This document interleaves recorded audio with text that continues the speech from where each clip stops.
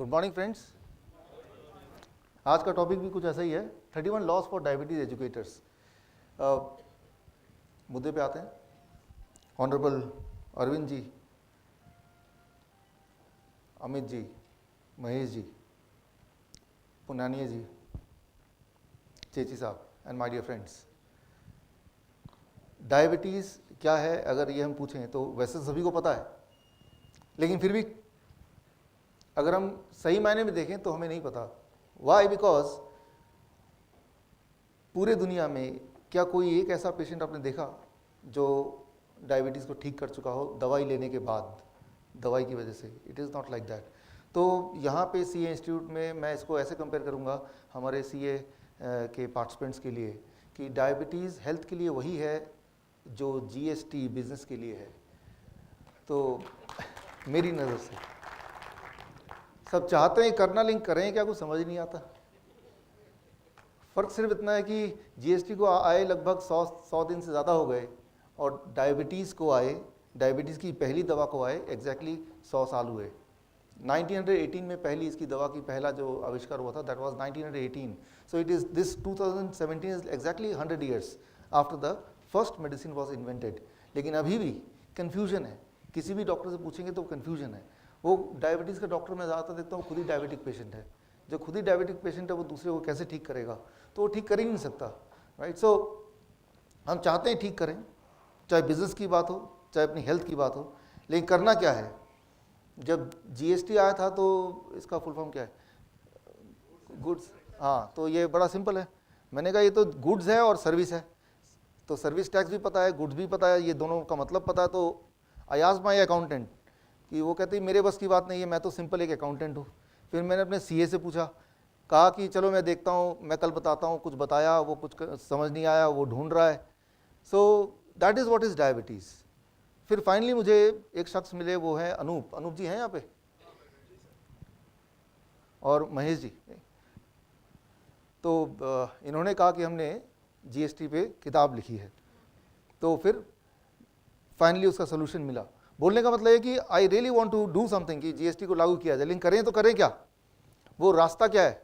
वो पूछे किससे? जिससे पूछ रहे हैं उसको भी तो नहीं पता, ठीक है ना? तो that is what is diabetes. तो हम यहाँ पे वो 31 लॉज जो जहाँ पे डॉक्टरों की पढ़ाई ख़त्म होती है, उसके आगे की जो दुनिया है वो अगर हम जान लें तो डायबिटीज़ क्लियर ठीक हो सकती है। तो जो चीज़ कोई डॉक्टर इसलिए नहीं बताएगा क्योंकि उसको पता ही नहीं है, वो चीज़, वो ऐसी 31 चीज़ों को आज हम डिस्कस करेंगे। और सवाल सिर्फ डायबिटीज़ का नहीं है, बिकॉज आपने देखा कि diabetes, heart disease, high blood pressure, ये सारी चीज़ें, ओबेसिटी मिली जुली हैं, एक्सक्लूसिव नहीं है कि आज कोई डायबिटीज़ की दवा ले रहा है तो आज से 1 साल बाद वो साथ में बीपी भी उससे जुड़ जाएगा, और एक और साल बाद एक और दवाई जुड़ जाएगी, हार्ट की दवाई जुड़ जाएगी। तो वो एक पैकेज है। शुरू किससे सफ़र शुरू होता है वो एक अलग बात है। किसी का सफ़र बीपी से शुरू होगा, किसी का सफ़र हो सकता है कोलेस्ट्रॉल की दवा से शुरू हो, बट एट द एंड आज से 5 साल बाद, 7 साल बाद देखेंगे तो कलेक्शन ऑफ मेडिसिन है। रेयरली ऐसा कोई मिलेगा जो सिर्फ एक ही दवाई ले रहा होगा। हाँ, शुरुआत एक दवाई से कर रहा होगा, लेकिन ultimately it is the collection of medicine. उसको ये नहीं पता कौन सी बीमारी, उसको पता है कितनी दवाइयाँ मुझे खानी है पूरे दिन भर में, that he knows. And normally मैंने देखा कि एक पेशेंट जो होता है 40 से 50 के बीच में, बाय दैट टाइम 10 से 15 की दवाइयाँ, जिसमें मल्टीविटामिन कैप्सूल्स, टॉनिक भी इकट्ठे अगर कर लें तो अबाउट 10 to 15 तो एवरेज है। एवरेज, ज़्यादा का कोई लिमिट नहीं है, लेकिन मिनिमम इतना तो है ही जो एवरेज है। सो जो ये 31 लॉज हैं, ये नॉर्मली हमारे डायबिटीज़ एजुकेटर्स हैं यहाँ पे। जो diabetes educator, they may please raise hand. Thank you, thank you. So diabetes educator is the one जो अपने ऊपर इम्प्लीमेंट करते हैं and then they help the people to understand it. जो मैं आपको समझा रहा हूँ, मैं भी एक डायबिटीज एजुकेटर हूँ, राइट? सो हम शुरुआत करेंगे, हम अपने ऊपर इम्प्लीमेंट करके, देन उसको बढ़ाएंगे दायरे को, अपने फैमिली को ठीक करके, फिर और बढ़ाएंगे अपने फ्रेंड्स को ठीक करके, और उसको बढ़ाएंगे आगे। That is what is the idea of diabetes educator. It is not just कि डायबिटीज़ एजुकेटर तो डायबिटीज़ की ही बात उसको पता होनी चाहिए, क्योंकि जो भी पेशेंट आते हैं, फॉर एग्जाम्पल मेरे पास आता है कोई पेशेंट, तो वो सिर्फ डायबिटीज़ का पेशेंट नहीं है। Diabetes is one of the illness, but peripheral बहुत सारी बीमारियां हैं। तो आज हम सबकी बात करेंगे, पहली बात। और दूसरी बात, इसमें कहीं पे हो सकता है आपके दिमाग में कुछ सवाल रह जाएं, तो जो जैसे जैसे मैं आगे बढ़ूंगा 31 लॉस की तरफ, आपके सवाल आपको लिखने हैं। At the and I will give you an opportunity, वहाँ पे आपको पूछना है, राइट? सो पहले मैं बता दूं, the solution is there and very quick solution is there, right? तो let's start with the solution. सबसे पहली बात डायग्नोसिस पे आता है, डायबिटीज़ का पेशेंट है कि नहीं है, हम ब्लड प्रेशर के पेशेंट है या नहीं है, right. So that is the first thing कि पेशेंट है भी कि नहीं है, तो उसको डायग्नोस करने का क्या तरीका है और क्या तरीका होना चाहिए, सबसे पहली बात। तो पहला ट्रैप जो पहली गलती करते हैं कि हम डायग्नोसिस में ही, बहुत सारे लोग जो पेशेंट थे ही नहीं but they are wrongly diagnosed, तो पहले इसकी बात करते हैं। डायग्नोसिस के दो तरीके हमारे पास, एक तो ब्लड शुगर चेक करना अगर डायबिटीज़ की बात करें, और दूसरा सिम्टम। ब्लड शुगर चेक करना that is a number, glucometer में एक नंबर बताया होगा, वो नंबर बताएगा आप डायबिटीज़ पेशेंट है या नहीं है। ट्राई टू अंडरस्टैंड, ग्लूकोमीटर में एक नंबर है, तो वो नंबर इंपॉर्टेंट है कि नहीं है, वर्सेस एक और पेशेंट है वो सिम्टम, दिक्कत है उसको, उसका गला सूख रहा है, बार बार टॉयलेट जाना पड़ रहा है, उसको थकावट हो रही है, एनर्जी लेवल डाउन है, वेट भी कम होता जा रहा है या बहुत ज़्यादा बढ़ता जा रहा है, सो सिम्टम। कभी भी the diagnosis should not B only on the basis of number, number important नहीं है जब तक कि सिम्टम भी साथ में जुड़ा ना हो। और ये इसमें फंसते वो लोग हैं जिनको एनुअल हेल्थ चेकअप का वो मिला होता है कि भाई एनुअल एक बार तो चेक करा लेना चाहिए, तो वो तो ज़रूर ट्रैप में आते हैं, क्योंकि नंबर आपका वही हो जो कन्वेंशन लिखा गया है उसके चांसेस बहुत कम है। कन्वेंशन लिखा है कि 100 से नीचे होना चाहिए, 100 से अगर ऊपर है तो डायबिटीज़ है और 100 से नीचे तो प्री डायबिटीज़ है, मतलब कोई हेल्दी नहीं है, या तो डायबिटिक पेशेंट है आप या होने वाले हैं। डायबिटीज़ पेशेंट है तो दवा लीजिए, और अगर पेशेंट नहीं है तो होने वाले हैं तो भी दवा ले लीजिए। तो इन एनी केस आप किसी भी डॉक्टर के पास रैंडमली चेक कराएंगे तो chances are you will come back with some medicine either to prevent diabetes और टू कंट्रोल डायबिटीज़। सो पहला नियम यह है कि डायग्नोसिस का जो बेसिस है वो कभी भी ब्लड शुगर रीडिंग नहीं होना चाहिए, एक्सक्लूसिवली ब्लड शुगर रीडिंग नहीं होना चाहिए। ब्लड शुगर रीडिंग किसी की 300 भी हो सकती है बट वो एब्सोल्युटली हेल्दी हो सकता है, तो वो डायबिटीज़ पेशेंट नहीं है। इसको मैं आगे और एलॉबरेट करूंगा, लेकिन अभी पहली पॉइंट कि ब्लड शुगर रीडिंग बेसिस नहीं होना चाहिए, राइट, अगर आप डायग्नोस कर रहे हैं। साथ में सिम्टम अगर हैं तो ब्लड शुगर रीडिंग पे फिर सेकेंडरी है वो, ठीक है ना। इट्स लाइक मैं एग्जांपल दे रहा हूँ, जैसे आप में से कई लोग आए यहाँ पे गूगल मैप को देख के, गूगल मैप आपने सेट कर दिया अपने मोबाइल पे, वो डायरेक्शन दे रहा है सीधे जाइए, फिर राइट जाइए, फिर लेफ्ट जाइए, फिर फाइनली वो बोलता है कि भाई कि आप आते हैं और फाइनली देखते हैं कि यहाँ पे लिखा है सीए का ये इंस्टीट्यूट है, किसी से पूछते हैं वो भी बोलता है सीए का इंस्टीट्यूट है और यही है, लेकिन गूगल मैप बता रहा है कि 2 किलोमीटर आगे जाके है। अब गूगल मैप की बात मानेंगे या जो लोग बोल रहे हैं और जो तो आपको दिख रहा है उसकी बात मानेंगे? कुछ लोग होते हैं जो टेक्नोलॉजी पे ओवर डिपेंडेंट है, मैं तो गूगल मैप की बात मानूंगा, ये बता रहा है अभी भी 2 किलोमीटर आगे है, तो गूगल मैप के अनुसार 2 किलोमीटर आगे जाएगा, एक झोपड़ी दिखेगा, गूगल मैप बोलेगा यही सीए इंस्टीट्यूट है, तो उसी में वो सीए इंस्टीट्यूट ढूंढेगा। तो मैं ये बोलना चाह रहा हूँ कि टेक्नोलॉजी को हमें यूज़ करना है, लेकिन उस पर ओवर डिपेंडेंट नहीं होना। टेक्नोलॉजी से बड़ा एक और technology that is our own body, हमारा बॉडी भी हमें इंडिकेशन देता है, हमारी आंखें, हमारे कान, हमारे नाक, वो भी हमें कुछ बताते हैं। जब हम उसको इग्नोर करके हम टेक्नोलॉजी पे डिपेंड होते हैं, then we become the trap, हम फिर उसका ट्रैप का पार्ट बन जाते हैं। सो टेक्नोलॉजी सेकेंडरी आएगी, राइट। टेक्नोलॉजी की अपनी हेल्प ली यहाँ तक पहुँचने में, बट अपने आँख, कान, नाक भी खोल के रखे, राइट। कि टेक्नोलॉजी फेल हुआ तो एक और टेक्नोलॉजी भगवान ने दिया, पहले उस पर डिपेंड होना है। वो हमने आंखों पे देखा, लिखा हुआ है, एक आदमी बोल भी रहा है, सुनाई भी दे रहा है, महसूस भी कर रहे हैं, दैट बिकम्स इंपॉर्टेंट। अब वो टेक्नोलॉजी क्या करी, 2 किलोमीटर दूर है कि 4 kilometer, that does not make any sense. So पहला नियम ये है, मैंने बहुत सारे ऐसे लोग देखे जो those were very perfectly healthy, बिल्कुल ठीक है, लेकिन रीडिंग जब भी देखो 250, 350, 300, वो उनका बॉडी का होम्योस्टेसिस है, उनका बॉडी का मेकअप भी वैसे है। जैसे हर एक को एक साइज का जूता फिट नहीं बैठ सकता, ठीक उसी तरह से हर एक के लिए एक नंबर फिट नहीं बैठ सकता, तो वो डायबिटीज़ का पेशेंट है ही नहीं। मैं इसको और इलॉबरेट करूंगा आगे, तो पहले हम आगे बढ़ते हैं। तो पहला नियम डायग्नोसिस के लिए, blood sugar is not the primary, it can be secondary, primary बिल्कुल नहीं हो सकता, ना होना चाहिए। Now here most effective to control the blood sugar, किसी को अगर डायबिटीज़ है भी, पहले तो डायबिटीज़ है तो क्या होगा, सिम्टम्स होंगे, दिक्कतें होंगी, राइट। उसके बाद ब्लड शुगर की रीडिंग होगी, कितनी, 250 से ऊपर, 250 से ऊपर रीडिंग भी आ रही है और उसको दिक्कत भी है, डिस्कम्फर्ट भी है, तो हो सकता है डायबिटीज़ पेशेंट हो सकता है कि अभी भी हो सकता है पेशेंट हो या नहीं हो। अगर तो है तो क्या करना है, उसके लिए जो सबसे बड़ी मेडिसिन, सबसे बड़ी दवा जो शुगर लेवल को एकदम कंट्रोल कर देगा, एकदम ही कंट्रोल कर देगा, सबसे powerful medicine, that is the green leaves. ये ग्रीन लीव्स, हरे पत्ते, कौन से हरे पत्ते, कोई भी हरे पत्ते, मूली के पत्ते, पालक के पत्ते, पुदीने के पत्ते, धनिया के पत्ते, पान के पत्ते, आजकल तो सर्दी के मौसम में बहुत सारे पत्ते आ रहे हैं, कोई भी पत्ता, मान लो कोई इंसुलिन का पेशेंट है, जो इंसुलिन लेता है और गलती से अगर वो पत्ते खाया पहले दिन ही, तो उसकी इंसुलिन की रिक्वायरमेंट कम हो जाएगी, और इंसुलिन की मात्रा अगर उसने उतनी ही रखी, डोसेज को कम नहीं किया, तो वो सीधे हाइपोग्लाइसेमिक स्टेज में आ जाएगा। सो जो सबसे बड़ा दवा है दुनिया में जो डायबिटीज़ को या ब्लड शुगर को उसी वक्त कंट्रोल कर सकता है 1-2 घंटे के अंदर ही, उसका नाम है ग्रीन लीव्स।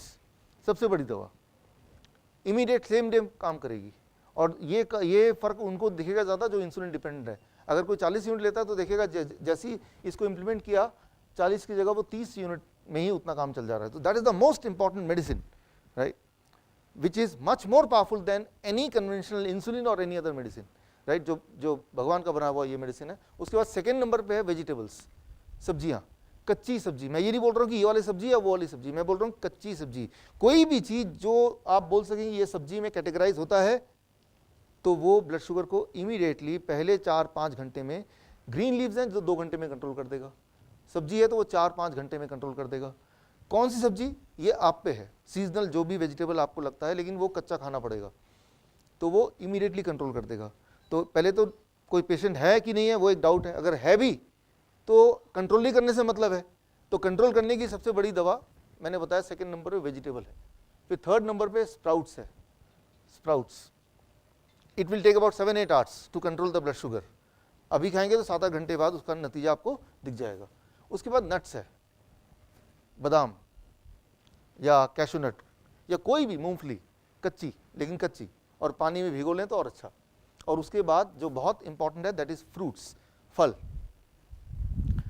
वैसे तो नॉर्मली डायबिटीज़ के पेशेंट्स को बोलते हैं कि आप फल नहीं खा सकते, लेकिन आपको जान के हैरानी होगी, फल के अंदर भी शुगर होता है। लेकिन इंटरेस्टिंग बात यह है, वो कभी एक्सपेरिमेंट करके मैं दिखाऊंगा आपको, फल के अंदर जो शुगर होता है उसका नाम किसी कोई बता सकता है? फ्रुक्टोज। और फ्रक्टोज जो है वो ब्लड में घुलता ही नहीं, घुलता ही नहीं ब्लड में। फ्रक्टोज सीधे ही इंटेस्टाइन से लिवर में चला जाता है। तो फल का जो मीठापन है या शुगर है वो ब्लड शुगर को नहीं बढ़ाता। हम क्या बोलते हैं, ब्लड ग्लूकोज बोलते हैं, ब्लड फ्रुक्टोज बोलते हैं हम। तो हम ब्लड फ्रुक्टोज क्यों नहीं बोल देते? डॉक्टर ये बोलेगा what is your blood glucose, कभी ये नहीं बोलेगा what is your blood fructose. सुना कभी किसी ने? तो फ्रुक्टोज बोलना चाहिए ना। तो पहली बात तो ये है कि भाई हम फल नहीं खा सकते, आम नहीं खा सकते, मीठे फल नहीं खा सकते। क्यों? क्योंकि उसमें शुगर है। हाँ है, उस शुगर का नाम तो पूछो क्या है, दैट इज फ्रक्टोज, राइट। तो फ्रक्टोज तो ब्लड में घुल नहीं सकता, वो उसमें उस तरह की केमिस्ट्री है ही नहीं, तो वो ब्लड शुगर को बढ़ा नहीं सकता, बल्कि वो लीवर में जाता है और उसके बाद वो एनर्जी में कन्वर्ट होता है। तो वो उल्टा हमारे डायबिटीज़ के पेशेंट के लिए और फायदेमंद है। यहाँ पे आप में से कुछ पेशेंट ऐसे होंगे जो कभी पेशेंट थे, लेकिन अब उन्होंने रोज के रोज किलो के किलो आम खा के, केले खा के अपनी डायबिटीज़ को ठीक कर लिया है। कोई यहाँ पे? हाँ, यहाँ पे 1 है, यहाँ पे 2 हैं, यहाँ पे 3 हैं, यहाँ पे 4 हैं, 5 हैं, यहाँ पे 6 हैं, 7 हैं। तो मतलब ये है कि मैं ये बोलना चाह रहा हूँ कि जहाँ पे डॉक्टर की नॉलेज खत्म होती है वहीं से हमारे डायबिटीज एजुकेटेड नॉलेज शुरू होती है। तो ये एक साइंस है कि fruit can not increase the sugar. Why? Because उसके अंदर जो शुगर होता है वो अलग ढंग का होता है और वो कभी ब्लड में घुलता ही नहीं है। ग्लूकोज भी होता है फ्रूट के अंदर, बट वो बहुत लिमिटेड होता है, वो तो हर जगह होता है, राइट। सो लेकिन ये दवा है, जब भी कोई दवा किसी को मिलती है तो दवा का एक डोज होता है, उस डोज पे वो काम करेगा। तो ये हमारी दवा है। तो ये कोई बोलेगा कि ये तो मैं भी खाता हूँ, रोज ही खाता हूँ, तो मैं डायबिटिक पेशेंट क्यों पिछले 20 साल से? Right dose is important. कितने डोज में मैं लूँ ताकि वो मुझे मेरे ब्लड शुगर को, मेरे ब्लड प्रेशर को कंट्रोल करे। तो उसका फॉर्मूला मैं आपको बताता हूँ। The next slide, very important slide. हम नॉर्मली इसको बोलते हैं DIP डाइट। DIP डाइट क्यों बोलते हैं? ये जो हमारे डायबिटीज एजुकेटर्स हैं उन सबको तो ये पता है कि why it is called DIP diet. और जो मेरी ट्रेनिंग पहली बार देख रहे हैं वो कितने लोग हैं? ओके, ठीक है। तो DIP डाइट क्या है वो वाला पार्ट आपको एक्सप्लेन करने के लिए जब यहाँ से जाएंगे तो मेरे जो पिछले ट्रेनिंग की जो DVD है वो आपको यहाँ पे काउंटर मिल जाएगा, वो लेते हुए जाइएगा, तो ताकि ये कनेक्शन बन जाए। थोड़ा सा मिसिंग लिंक है, राइट। लेकिन यहाँ पे कोई दिक्कत नहीं आएगी समझने में, बट DIP का हिस्ट्री क्या है वो समझने के लिए एक DVD है 3 घंटे की, वो यहाँ से लेते हुए जाएंगे, वो घर जाके देख लीजिए। तो that will serve the purpose. So this will work as a medicine. ये दवा की तरह काम करेगा जब आप इसको एक राइट डोज में लेंगे तब। तो राइट डोज कैसे डिसाइड करें, उसके फॉर्मूला क्या है, that is the next very important slide. This is the right dose. Vegetable तो लेना है कितना, आपके बॉडी का 1% बॉडी वेट का, राइट। तो जैसे कोई 100 किलो का है तो कितना किलो लेना पड़ेगा, 1 kg, राइट। तो ग्रीन लीव्स लेना तो है, लेकिन कितना लेना है, आपके बॉडी के वेट का 0.1%, only then it will work as a medicine, तभी वो मेडिसिन की तरह काम करेगा। तो मान लो कोई 100 किलो का आदमी है तो कितना वो ग्रीन लीव लेना पड़ेगा उसको, 100 ग्राम, मिनिमम 100 ग्राम, राइट। तो ये रूल है।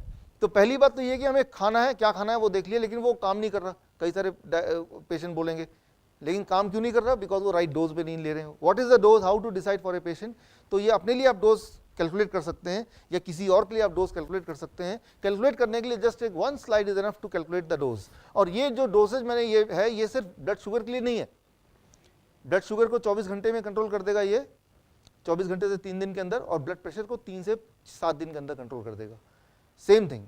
सो ब्लड प्रेशर का पेशेंट है तो उसको आपको ये वार्निंग देनी पड़ेगी कि अगर आप इसके मुताबिक चलेंगे तो 7 दिन में आपको ब्लड प्रेशर की दवाई को या तो टेपर करना पड़ेगा या छोड़ना पड़ेगा। वाई, बिकॉज अगर नहीं छोड़ेंगे तो वो क्या हो जाएगा, लो ब्लड प्रेशर का पेशेंट बन जाएगा, right. So it is so powerful that the warning is they have to either taper the medicine or they have to stop the medicine all together, right. So now अभी हम बात कर रहे हैं कि ऐसे कौन सी चीजें हैं जो एकदम दवा से भी ज्यादा स्ट्रांगली ब्लड शुगर को कंट्रोल कर सकते हैं, ब्लड प्रेशर को कंट्रोल कर सकते हैं बिना किसी नुकसान के, बल्कि आपके अंदर के बॉडी के रिपेयर करके। फॉर एग्जांपल, बॉडी में एक केमिकल होता है जो बनता है जो शुगर को कंट्रोल करता है। व्हाट इज दैट, एक हार्मोन, इंसुलिन। अब इंसुलिन को बनाने के लिए कुछ वर्कर होते हैं, उनका नाम क्या है, बीटा सेल। देखिए हम में से बहुत कम लोग साइंस के स्टूडेंट होंगे, लेकिन ये बीटा सेल, ये सारे कुछ टर्मिनोलॉजी वो रटा दिया है, डॉक्टर ने रटा दिया है, और ये भी रटा दिया कि बीटा सेल कभी दोबारा बन नहीं सकते। जरा सोचिए, बॉडी के सारे सेल्स दोबारा बनते हैं। ब्लड सेल हर 3-4 महीने में बनता है, स्किन के सेल बनते ही रहते हैं, हेयर बनता है, नाखून बनता है, ऐसा कोई सेल नहीं है ब्रेन के कुछ सेल को छोड़ के जो कि दोबारा नए नहीं बनते। तो बीटा सेल दोबारा क्यों नहीं बन सकते, बीटा सेल दोबारा बन सकते हैं, एक कंडीशन में बन सकते हैं, जब आप बॉडी को रिपेयर करने के लिए इस डोजेस में खाना कुछ दिन तक देंगे तो बीटा सेल दोबारा बनने लगते हैं। It body is able to create new beta cell. लेकिन इसका उल्टा करें तो बीटा सेल मरते हैं सबके बॉडी में, बिकॉज कोई सेल ऐसा नहीं जो एक बार बना और 100 साल तक रहा, वो मरेगा फिर नया सेल आएगा फिर वो मरे। That's what you know. हर 11 साल में हम एक नए इंसान बन जाते हैं, क्योंकि 11वें साल तक हमारे बॉडी के सारे सेल्स एक बार चेंज हो चुके हैं, तो हम ब्रांड न्यू बनते हैं for after every 11 years, including the beta cell. तो बीटा सेल मरते हैं, ट्रू, लेकिन नए बन सकते हैं, वो भी ट्रू है। लेकिन कुछ ऐसे पेशेंट हैं, स्पेशली डायबिटीज टाइप 1 पेशेंट, जो लोग देखते हैं कि जीवन भर उनको इंसुलिन पे रहना पड़ता है। तो सवाल ये, तो बीटा सेल क्यों नहीं बने, वो इसलिए कि वो डॉक्टर्स कुछ ऐसे पॉइजन उनको देते रहते हैं ताकि उनका बीटा सेल नया बनेगा भी तो उसी दिन मर जाए, मारते रहते हैं। मैं आपको एग्जांपल दे रहा हूँ। मान लो कोई एक आदमी आता है कीचड़ में लथपथ होके, बोलता है मुझे क्लीन होना है, तो आप क्या बोलेंगे, नहा लो ठीक हो जाओगे। लेकिन वो नहाते जा रहा है, कोई कीचड़ फेंकते जा रहा है उसके ऊपर, क्या कभी आएगा जब वो पूरी तरह क्लीन हो जाएगा? हाँ, पहले ये कि जो सप्लाई कीचड़ की उसको बंद करो, अब नहाओ, राइट। सिमिलरली जो कॉज है उसका खराब होने का, उस कॉज को पहले रोकना होगा। तो वो कॉज क्या है जो बीटा सेल को किल कर सकती है उसका, that is the most important slide, the next slide. What's in blood sugar control? सबसे ज्यादा जो खराब चीज है वो है मिल्क, दूध, राइट। सो ये कुछ लोगों को शॉकिंग लगेगा जो मेरी ये पहली बार सुन रहे हैं, लेकिन इसको मैं एक्सप्लेन करूँ आपको कि ये मिल्क क्यों है। उसके लिए उससे ज़्यादा एक मैं आपको अच्छी चीज़ बताता हूँ, सिंपल। एक हफ्ते के लिए अगर आप दूध छोड़ देंगे, एक हफ्ता छोड़िए, 10 दिन के लिए दूध छोड़ देंगे, तो आप देखेंगे, कुछ और मत कीजिए जो मैं बोलने वाला, सिर्फ एक चीज़ कीजिए कि फॉर 1 वीक मैं डेयरी प्रोडक्ट सारा छोड़ देता हूँ, जस्ट एक हफ्ते के लिए। जिंदगी भर तो पिया ही है, खाया है, तो एक हफ्ते में ऐसा क्या हो जाएगा, या 10 दिन में क्या हो जाएगा?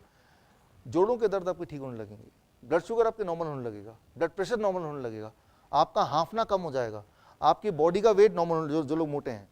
ये सारे चेंजेस सिर्फ एक चीज़ से आ सकता है, if you stop the dairy product, right, the moment you stop. तो मैं तो ये वार्निंग देता हूँ, जो इंसुलिन डिपेंडेंट पेशेंट है वो अगर ये मिल्क प्रोडक्ट कम करते हैं या छोड़ते हैं तो उनको इंसुलिन की डिपेंडेंसी भी कम करनी पड़ेगी। क्यों? जैसे ही वो मिल्क प्रोडक्ट छोड़ेंगे, एक चीज होगी कि बॉडी के बीटा सेल दोबारा जन्म, वो तो लेते ही है दोबारा जन्म, लेकिन उनको किल करने का जो पॉइजन है, वो कीचड़ है, वो आपने फेंकना बंद कर दिया। The moment you stop throwing right the filth, जैसे आपने कीचड़ फेंकना बंद किया तो क्या हुआ? तो वो तो नए जन्म ले रहे हैं, लेकिन वो मरेंगे नहीं अब, और वो मरेंगे नहीं तो इंसुलिन प्रोडक्शन क्या होगा? बढ़ जाएगा। तो आपको बाहर से इंसुलिन लेना, वो क्या करना पड़ेगा? घटाना पड़ेगा, राइट। सो कई बार मैं हैरान होता हूँ देख के डॉक्टरों को, कई बार कुछ ऐसे बच्चे होते हैं कि जिनके इंसुलिन की डिपेंडेंसी कम हो जाती है, यानी कि वो 20 यूनिट ले रहे थे, लेकिन कुछ दिन बाद कुछ ऐसा हुआ कि 10 यूनिट पे काम चल रहा है। डॉक्टर को पता चलता है, डॉक्टर बोलता है ऐसा करो, इसकी दूध की मात्रा डबल कर दो, और जैसे ही वो डबल कर दिया, दोबारा से वो जो 10 यूनिट से काम चल रहा था, दोबारा वो 20 पे आया। तो it is really surprising, really surprising, right. So सबसे बड़ा दुश्मन जो है वो है मिल्क प्रोडक्ट। इसके बारे में ज़्यादा डिस्कस ना करके, I challenge you, you do it for 1 week और 10 डेज। रिफाइंड फूड, ये सबसे सेकंड नंबर पे बड़ा दुश्मन है। ये ब्लड प्रेशर बढ़ा सकता है, ब्लड शुगर बढ़ा सकता है, ये बॉडी का जो बहुत सारे हार्मोन्स हैं जिनके प्रोडक्शन को डिस्टर्ब कर सकता है, इंक्लूडिंग थायराइड। अच्छा, ये कैसे करता है? ये बड़ी इंटरेस्टिंग बात है, ये सिंपली आपको समझ आएगी। जब आप सोचते हैं कि मुझे खाना खाना है, ऐसे सोचते हैं, तो खाने की पिक्चर आती है दिमाग में। फॉर एग्जाम्पल एप्पल, ठीक है ना। जैसे ही आपने एप्पल की पिक्चर दिमाग में सोची, ब्रेन ने तभी पहला सिग्नल दे दिया और बॉडी में हार्मोन प्रोडक्शन चालू हो गए, including insulin, that is just one of them. फिर जब आपने उस खाने को देखा, ये रहा एप्पल, तो ब्रेन ने सिग्नल दोबारा भेजा। फिर आपने लिया, छुआ, फिर स्मेल किया, फिर टेस्ट किया। वो हर एक्शन बॉडी को प्रिपेयर कर रही है वो फूड को वेलकम करने के लिए। फिर जब उसको चबा रहे हैं, तो सबसे इंपॉर्टेंट एक्शन, तो बॉडी में कई सारे हार्मोन तैयार हो रहे हैं कि स्टमक में, इंटेस्टाइन में, ब्लड में, जो कि उस फूड को अच्छी तरह एक्सेप्ट करे और सही जगह भेजे।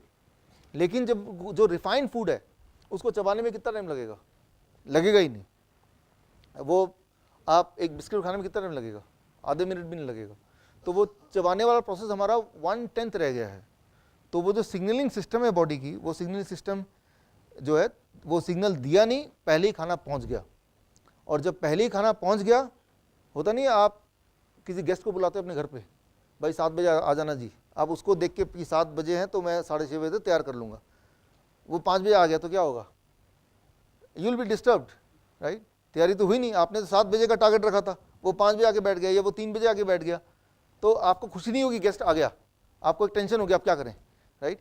सिमिलरली वो फूड अचानक आ गया स्टमक में, तो क्या होगा? अचानक आ गया ब्लड में, वो स्टमक ने धक्का के ब्लड में भेज दिया, तो उस इंसान का ब्लड प्रेशर बढ़ गया, ब्लड शुगर बढ़ गया, कोलेस्ट्रॉल बढ़ गया, जितने सारे पैरामीटर है वो इधर उधर हो गए, राइट। तो इट इज़ लाइक एक गेस्ट आ रहा है, वो हम क्या करते हैं, गेस्ट के कहीं जाते हैं तो अचानक नहीं पेश हो जाते, वी गिव ए कॉल कि मैं पहुंचने वाला हूँ, अच्छा मैं इस चौक तक पहुंच गया हूँ, ठीक है। तो कहीं ना कहीं दिमाग में रहता है कि वो बंदा भी प्रिपेयर हो रहा है, राइट। Similarly body also prepares, right. लेकिन रिफाइंड फूड में ये दिक्कत है। And then animal food, right. Animal food में एक और दिक्कत है, हालांकि यहाँ पे नॉन वेजिटेरियन थोड़े कम होंगे, तो जो कम है, जो नॉन वेजिटेरियन नहीं है वो भी एक तरह से नॉन वेजिटेरियन है, क्योंकि एनिमल फूड का मतलब सिर्फ नॉन वेजिटेरियन नहीं है। कोई भी ऐसा खाना जो जानवरों से आता हो वो एनिमल फूड है। जैसे डेयरी प्रोडक्ट, वो एनिमल फूड है कि प्लांट फूड? एनिमल फूड की दिक्कत क्या है कि एनिमल्स का जो प्रोटीन है, जितने भी एनिमल्स हैं, अगर सिंपल भाषा में बात करें, सारे एनिमल के प्रोटीन आपस में मिलते जुलते हैं एंड वो प्लांट के प्रोटीन से अलग हैं।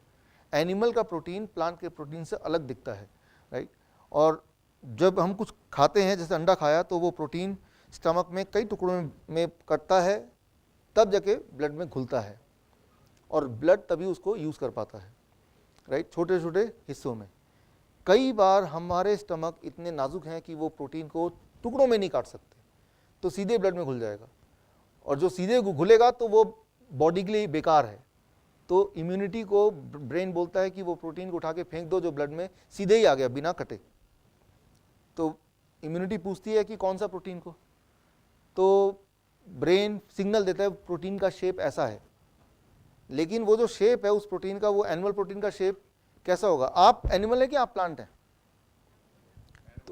तो यहाँ पे इंपॉर्टेंट बात है कि हमारे जो प्रोटीन का शेप है और वो जो अंडे का प्रोटीन का शेप है, that is very very similar, right. उस सिमिलरिटी के चक्कर में क्या होगा कि हमारी इम्यूनिटी उस प्रोटीन को मारने के चक्कर में क्या कर देगा, it will attack our own protein, है ना। तो जैसे मैं आपको कई बार मैं समझाने का एग्जांपल देता हूँ कि आप पुलिस कांस्टेबल, एक फ़ोन आया कि भाई आपके एरिया में एक चोर आ गया, उसको मार डालो गोली से, जैसे ही दिखे। मैं पहचानूंगा कैसे? वो बोलेगा कि भाई उसकी बड़ी बड़ी मूछें हैं। अब क्या गड़बड़ होगी? जो भी बड़ा मूछे वाला है वो भी मारा जाएगा बिना मतलब के, एक इनोसेंट आदमी भी। The same thing happens, it is called auto immune disease, कि ऑटो इम्यून जो स्किन डिजीज होते हैं कई तरह के, जो कैंसर होते हैं कई तरह के, इवन डायबिटीज टाइप 1 होता है, all these are auto immune disease, जहाँ की बॉडी अब गलती से अपने ही अच्छे लोगों को मारती है दुश्मन समझ के। तो वो ऑटो इम्यून डिजीज डॉक्टर पास जाएंगे, बोलेंगे जीवन भर कभी खत्म नहीं हो सकता, क्योंकि जीवन भर वो एनिमल फूड नहीं खत्म कर रहा ना, राइट। डॉक्टर ये नहीं बोलेगा कि इसका सोर्स एनिमल फूड, उसको बंद कर दो, कॉज को बंद कर दो, उसी दिन खत्म हो जाएगा। स्किन डिजीज का कोई पेशेंट होगा, 99% of the skin disease patient, they are skin disease patient because of this auto immune attack. तो कॉज को हटा दिया, राइट। मान लीजिए मैं बोलता हूँ कि यहाँ पे आते हैं, देखते हैं बहुत बदबू है, बहुत बदबू है, डॉक्टर पास जाएंगे, डॉक्टर बोलेगा भाई यहाँ बदबू है, मैं रह नहीं पाती, वो एक परफ्यूम देगा, छिड़क देना भाई दिन में 2 बार, बदबू चलेगी। लेकिन फिर क्या कि वो जो चूहा मरा हुआ था वो और सड़ गया, तो 2 बार देने के बाद भी बदबू फिर भी आ रही है। डॉक्टर बोलते ये भी काम नहीं कर रहा, डॉक्टर बोल रहे ऐसा करो, अब से 4 बार छिड़क देना परफ्यूम, 4 बार लगाया, आप कंफर्टेबल हैं, लेकिन फिर भी क्या होगा कुछ समय के बाद, वो भी एनफ नहीं होगा, बिकॉज वो तो सड़ता जा रहा है ना। तो यहाँ पे सोल्यूशन क्या है? तो चूहे को पकड़ के वो उठा के बाहर फेंक दो। जो कॉज है, जब तक उसको हम उठा के अलग नहीं करेंगे, क्योर नहीं हो सकता। तो ऑटोइम्यून डिजीज में 99% ऑटोइम्यून डिजीज का जो कॉज होता है वो रिफाइंड एंड एनिमल, ये दोनों मिला के है। इसको जब तक हटाएंगे नहीं तब तक वो जिंदगी भर बीमार रहेगा। ऐसा कोई स्किन डिजीज का पेशेंट नहीं देखा होगा कि जो ये बोलता हो कि अब मैं ठीक हो गया हूँ। टेम्परली कुछ ना कुछ हो जाता होगा, लेकिन परमानेंटली वो बीमारी रहता लगातार, ऑटो इम्यूनिटी चलती रहती है। क्यों? क्योंकि वो जो चूहा है उसको फेंका नहीं, घर के अंदर रखा हुआ है, वो सिर्फ मैनिपुलेट करने की कोशिश कर रहे हैं, कभी परफ्यूम बढ़ा के, कभी उसको चेंज करके, कभी कुछ और करके, कभी उस घर से बाहर भागे। बट द कॉज को हमें समझना, उसको हटा देना। द मोमेंट आपको स्किन डिजीज के पेशेंट से मिलेंगे, उसको सिर्फ 2 चीज बोलिए, रिफाइंड फूड और एनिमल फूड को, और नहीं 15 दिन के लिए हटा दीजिए, एक्सपेरिमेंटल। आप देखेंगे 15 दिन के अंदर उसकी बॉडी के अंदर जो सालों साल से था, वो जो जख्म थे, घाव हो गए थे स्किन डिजीज के, वो वैनिश हो जाएंगे। 15 डेज क्या होता है, राइट। 15 साल हो गए उसको बीमार पड़ते हुए, 15 दिन क्या होते हैं, राइट। सो क्योंकि अभी जो करंट मेडिकल साइंस है वो कॉज पे नहीं बेस करती है, वो सिम्टम पे बेस करती है। सिम्टम क्या है? मुझे जुकाम, दर्द है बाहर, तो क्या है कि वहीं पे मलहम लगा दिया। सिम्टम क्या है? मुझे बदबू आ रही है, तो बदबू का इलाज कर रहे हैं, लेकिन बदबू क्यों आ रही है ये नहीं पूछ रहा वो डॉक्टर कि कारण क्या है। उनको ना तो पूछेंगे ना बताएंगे, उनका सिलेबस देखेंगे ना तो उसमें, उस सिलेबस में कॉज के बारे में जिक्र करना या वो कोई प्रोटोकॉल का पार्ट ही नहीं है। सो उसको सिर्फ उतना ही देखना है। अब बचपन में आपने देखा हो, एक कहानी आपने पढ़ी है 7 अंधों की, जो हाथी के अलग अलग पार्ट को पकड़ लेते हैं। एक को पूछता हाथी क्या, ये क्या पकड़ा है, तो वो बोलता है ये तो सांप लग रहा है, याद आ रहा है आपको। एक को बोलता है आपको क्या लग रहा है, लगता है बहुत बड़ी दीवार है। तो डॉक्टर ये है कि वो उसका फोकस है आजकल, मैं तो आई स्पेशलिस्ट हूँ, मैं तो ये स्पेशलिस्ट हूँ। आई का भी कई सारे डायमेंशन हो गए, आई का बीच वाला हिस्से का एक अलग स्पेशलिस्ट है, बाहर के हिस्से का एक तीसरा स्पेशलिस्ट है। तो वो कभी इलाज नहीं कर सकते, इलाज तो कर सकते हैं, ठीक नहीं कर सकते कभी। सो उसके बाद था oil, anything which is packed, anything refined. क्या है? कोई भी चीज आप तक पहुंचने से पहले फैक्ट्री के रास्ते से होते हुए आप तक पहुंच रही है तो वो रिफाइंड है। कोई भी चीज हाथ में लेके देखिए और पूछिए ये इंसान ने बनाया या भगवान ने बनाया, अगर आंसर आ रहा है ये इंसान ने बनाया तो वो रिफाइंड है, राइट। तो ये सिंपल डेफिनेशन है। ऑयल, ये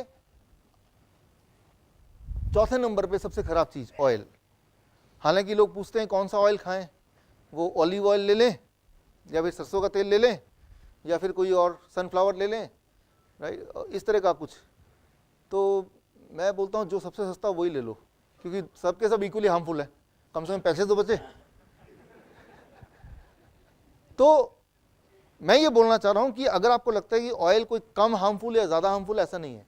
कोई भी ऑयल, जो पहली बात तो यूज़ कैसे करते हैं, उसको पहले गर्म करते हैं। The moment any oil is heated, heat करते ही सारे ऑयल एक जैसे हो गए, एक जैसे खराब, हीट करते ही। और जैसे पराठे में लगाएंगे, हीट करेंगे ना, ऐसे तो लगाएंगे नहीं, राइट। तो पहले तो ऐसे भी नहीं लेना चाहिए, बट हमारे जो यहाँ पे ट्रेंड है कि हम उसको हीट के थ्रू उसको फूड के वो के उसमें ले जाते हैं। तो जब the moment it is heated, all the oil, the chemical structure became same, exactly same, you cannot differentiate. This means all the oil are equally harmful. तो हमें क्या करना है, उसको कम से कम करना है, इस बात की चिंता नहीं करनी ये ऑयल है तो अच्छा है, वो ऑयल तो खराब हो तो इक्वली खराब है। You cannot distinguish chemically, you cannot distinguish once it is heated, right. So time बचेगा तो इसके केमिकल स्ट्रक्चर पे आएंगे कभी, right. And finally cooked food, मैं ये नहीं बोल रहा cooked food is a poison, मैं बोल रहा हूँ कुक्ड फूड जो पका के खाना होता है वो आपके पेट को भर सकता है, थोड़ा बहुत आपको न्यूट्रिशन दे सकता है, लेकिन बॉडी में कोई अगर डैमेज हो गया है, रिपेयर करना है, कुक्ड फूड रिपेयर नहीं करता है। मैं सिर्फ इतना बोल रहा हूँ, मैं ये नहीं बोल रहा हूँ कुक्ड फूड खाना चाहिए कि नहीं खाना चाहिए, मैं सिर्फ ये बोल रहा हूँ कुक्ड फूड आपको न्यूट्रिशन देगा, आपके पेट को भर देगा, आपको एनर्जी देगा, but cooked food can not do anything to repair your body. अगर कहीं पे जख्म हो गया है, या कहीं पे घाव हो गया है, या कहीं पे कोई सेल डेड हो गया है, या कहीं पे कोई ट्यूमर आ गया है, तो कुक्ड फूड में वो ताकत नहीं है कि वो आपकी रिपेयरिंग करे, राइट। वो रिपेयरिंग में कोई कंट्रीब्यूशन नहीं है, राइट। सो तो ये that is what is this. तो वर्ड्स में सबसे ज़्यादा जो सबसे ऊपर है वो सबसे खतरनाक, और सबसे नीचे वाला एक्सेप्टेबल है। एक हेल्दी आदमी इसको लेगा तो कुछ नुकसान तो नहीं होगा, लेकिन कुछ फ़ायदा होगा ऐसा नहीं है, मेडिकली कोई फ़ायदा होगा ऐसा नहीं है। पेट भरेगा, न्यूट्रिशन मिलेगी, एनर्जी मिलेगा, रिपेयरिंग नहीं होगी। ओके, सो घी ऑयल वाले कैटेगरी में करेगा या डेयरी प्रोडक्ट में, मिल्क में करेगा, राइट, इनमें करेगा, दोनों में। अच्छा ऐसा ना, क्वेश्चन लिखते रहिए, 31 अभी फटाफट खत्म करते हैं, उसके बाद आप जो पूछेंगे, क्योंकि जो आप पूछ रहे हैं इसका आंसर कहीं आगे कहीं ना कहीं है, राइट। लेकिन इसको पहले खत्म करके then we can interact, you can write the questions, right. हम 4 पे पहुंचे, 5वें पे बड़ा इंटरेस्टिंग 5वां इंसुलिन डिपेंडेंट पेशेंट के लिए है। मान लो जो इंसुलिन डिपेंडेंट पेशेंट है आपके घर में हो, आसपास हो, उनसे वो इंसुलिन लेते हैं ताकि ब्लड शुगर कंट्रोल में हो। कंट्रोल का मतलब क्या है, अगर 150 से 250 के बीच में अगर इंसुलिन ब्लड शुगर है तो that is a good control. एम बहुत नीचे करने की जरूरत नहीं है, 150 से 250। मैं एक्सट्रीम केस ले रहा हूं कि एक आदमी है वो इंसुलिन डिपेंडेंट है, वो उसका अगर ब्लड शुगर 400 है तो ज़्यादा खतरनाक है, या 60 है तो ज़्यादा खतरनाक, कौन सा ज़्यादा डैमेजिंग होगा? 60 लो। और इतना लो कभी भी बॉडी नॉर्मली नेचुरली नहीं करती, चाहे भूखे रहें तब भी। वो तभी होगा जब आप इंसुलिन का ओवरडोज लेंगे या मेडिसिन का ओवरडोज लेंगे, राइट।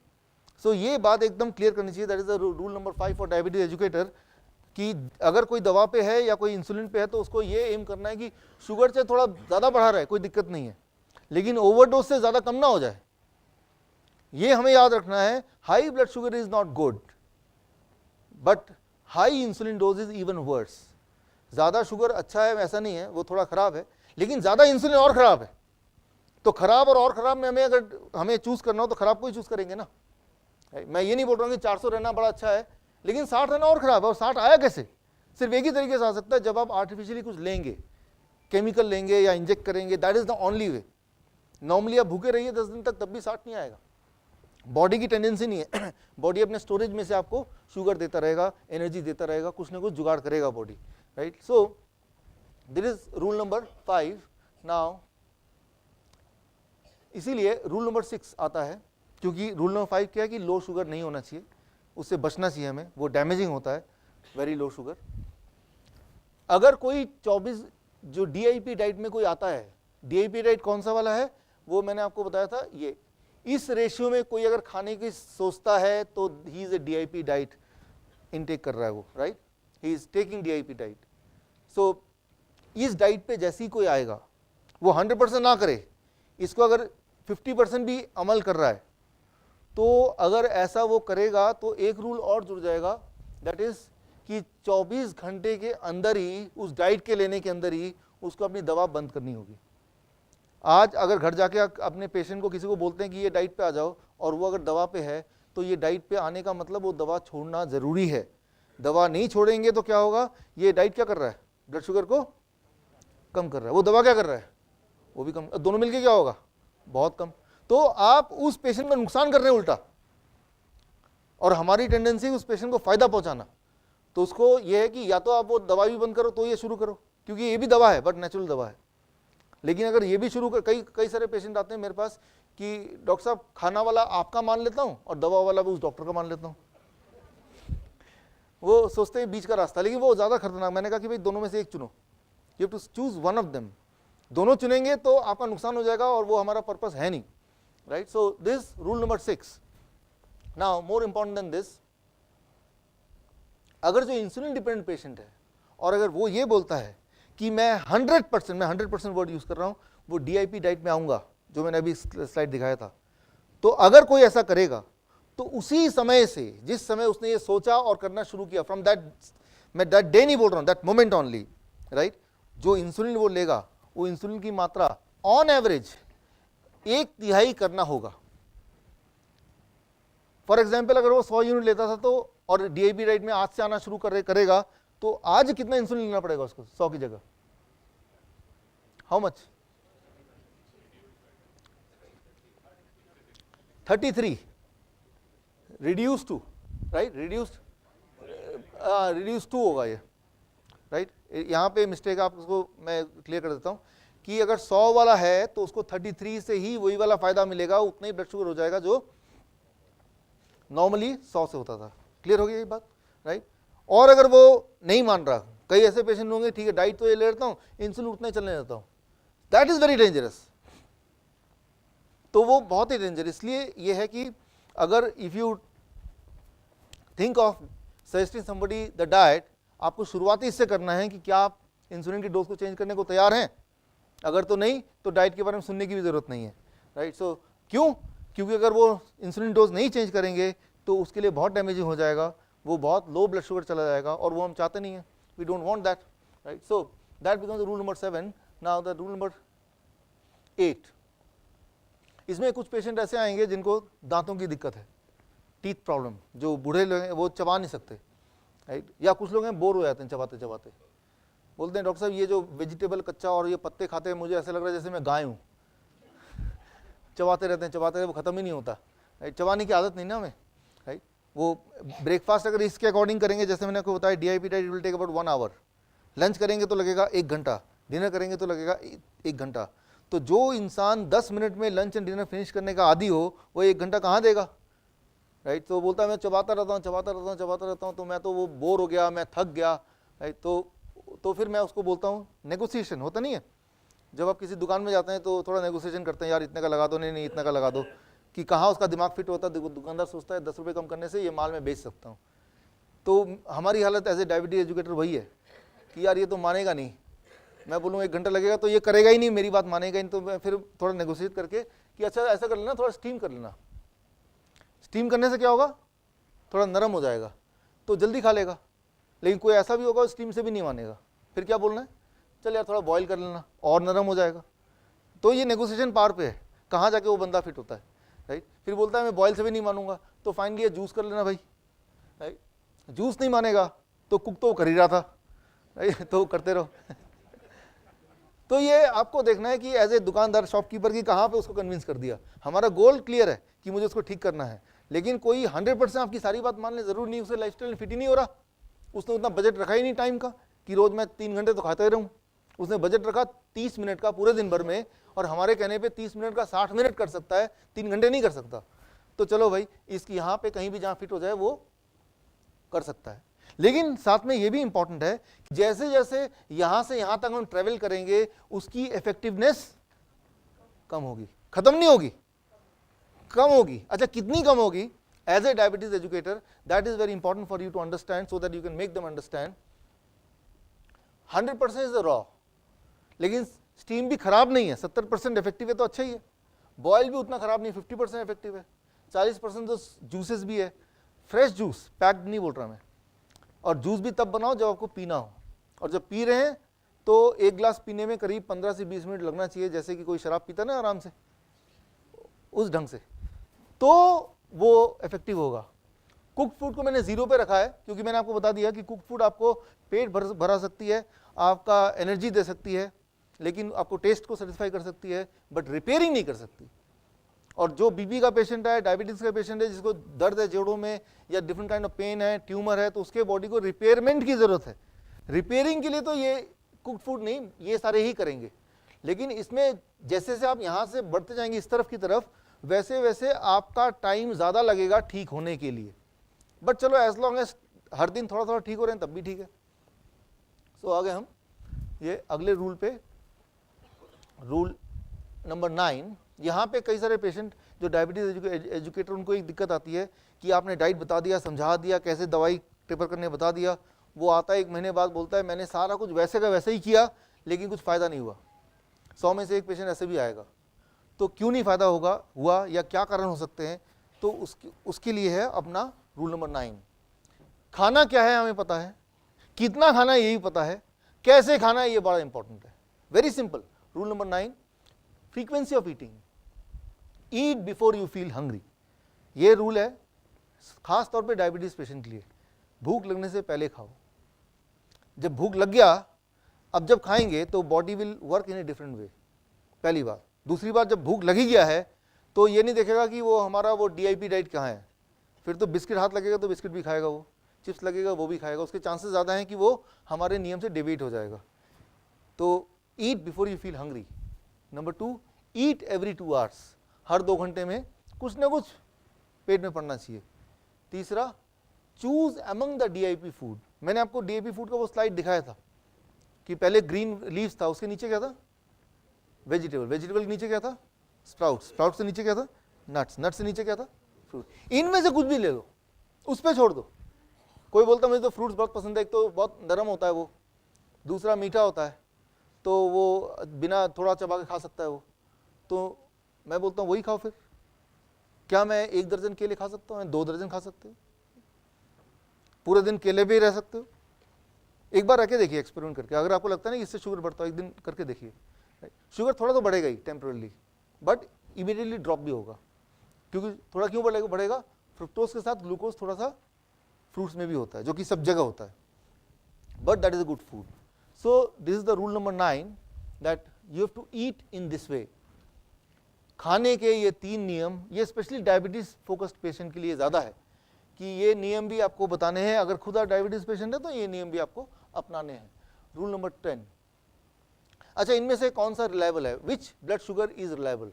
पहली बात तो मैंने बताया कि ब्लड शुगर की रीडिंग उतनी रिलायबल होती नहीं है, और अगर होती भी है कंपैरेटिवली तो कौन सा वाली रीडिंग ज़्यादा रिलायबल होती है। कुछ डॉक्टर बोलते हैं फास्टिंग ब्लड शुगर, कुछ है पोस्टप्रैंडियल खाने के 2 घंटे बाद, कुछ है HbA1c जो 3 महीने बाद टेस्ट होता है, ठीक है ना। चौथा है average blood sugar. Average blood sugar क्या है, सुबह की खाली पेट की रीडिंग, रात को सोने से पहले की रीडिंग, दोनों प्लस किया divided by 2, that is called average blood sugar, right. So यहाँ पे इन चारों में से जो सबसे ज़्यादा रिलायबल है, कंपैरेटिवली रिलायबल तो कोई भी नहीं है, लेकिन फिर भी अगर आपको मॉनिटर करना ही है, जैसे जो इंसुलिन डिपेंडेंट पेशेंट है उनको इंसुलिन शुगर चेक करना ही है, उनका शुगर कंट्रोल कैसे जा रहा है वो देखना ही है, इन चारों में जो सबसे ज़्यादा रिलायबल है that is average blood sugar. अच्छा, कौन सा सबसे ज़्यादा अनरिलायबल है, जिस पे आप भरोसा बिल्कुल नहीं कर सकते, that is the first one, fasting blood sugar. ये किसी का कुछ भी आ सकता है।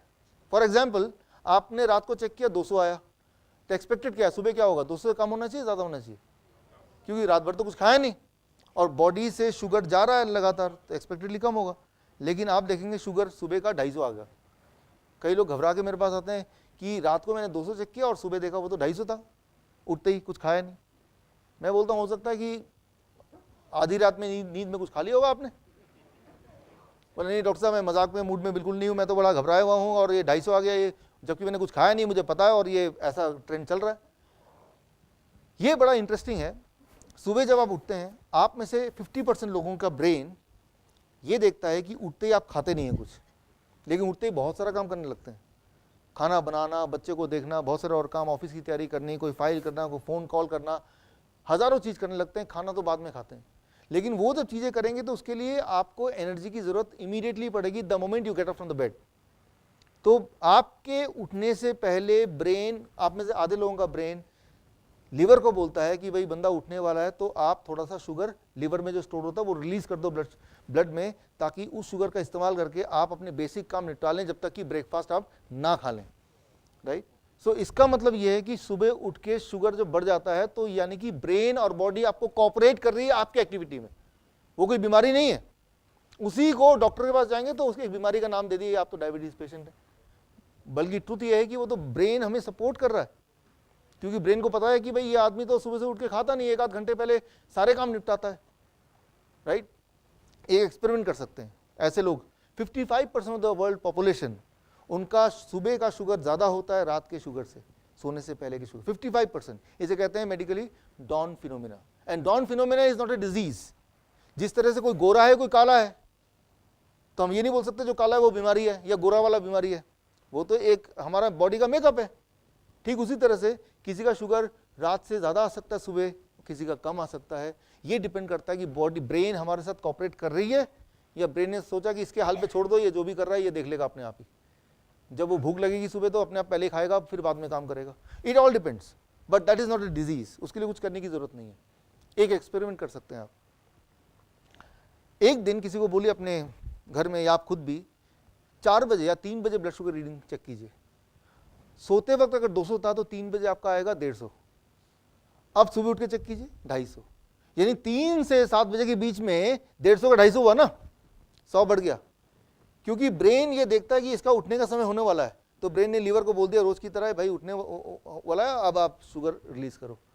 तो वो ड्रॉप होके आपके उठने से पहले बॉडी तैयार करती है अपने आप को, ताकि आप एनर्जी के साथ काम कर सकें। उसी को एक बीमारी का नाम दे दिया। तो फास्टिंग शुगर का कोई मतलब नहीं है, ये आपको राइट पिक्चर नहीं देगी, क्योंकि बॉडी के बिहेवियर क्या होगा आपके लिए वो ब्रेन डिसाइड करता है बहुत सारे फैक्टर्स पे। सो सबसे ज़्यादा अनरिलायबल ये है, रिलायबल ये है। बाकी इन दोनों में जो 3rd नंबर पे रिलायबल है वो ये सबसे, और उसके बाद ये, इसकी कोई जरूरत नहीं होती HbA1c। सिर्फ एक चीज कर सकते हैं HbA1c कि आपका पिछला 3 महीना अगले 3 महीने के कंपैरिजन में कैसा रहेगा। You can compare yourself with this. अगर आप सोचे मेरा 6.55 से कम होगा तो मैं ज्यादा होगा तो मैं डायबिटिक पेशेंट हूं, that is not true. HbA1c जो टेस्ट है ये WHO ने वैसे भी अप्रूव नहीं किया हुआ है, ये अप्रूव टेस्ट की लिस्ट में नहीं है।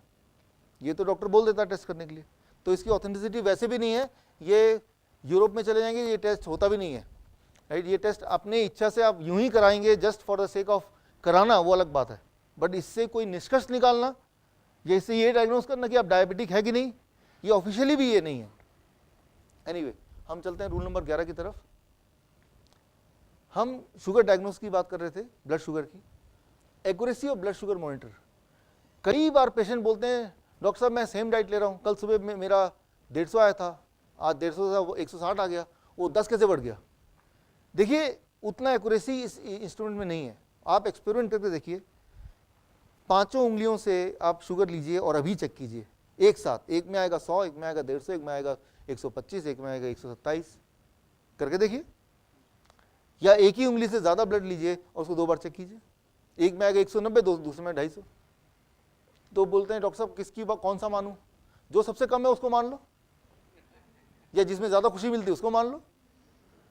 बोलने का मतलब यह है कि आज की जो टेक्नोलॉजी जिसपे आप बिल्कुल ऐसा मानते हैं ये भगवान का दिया हुआ नंबर आ गया, कैलकुलेट किया हुआ, जो कि कभी फेल नहीं हो सकता, ऐसा नहीं है। The instrument which you are having is not accurate. उसमें मिस्टेक के चांस जो ऑफिशियली अलाउड है, एक्सेप्टेबल है, दैट इज 10 to 20%। एरर तो एक्सेप्टेबल है, वो तो मशीन में ही लिखा रहता है, बट वो 10 to 20% नहीं है, कभी कभी 50% भी है। वो 50% की ब्लड शुगर होगा आपका 150, दिखाएगा 250, आप तो सिर पकड़ लेंगे। तो मतलब ये कि ब्लड शुगर की रीडिंग को बहुत सीरियसली भी नहीं लेना है, क्योंकि अभी वो टेक्नोलॉजी आई नहीं है। आ जाएगी टेक्नोलॉजी, लेकिन फिलहाल तो नहीं है। ये ट्रुथ को दिमाग में रखना है कि हाँ ब्लड शुगर चेक कर रहे हैं हम, लेकिन उस पर ओवर डिपेंड नहीं होना है।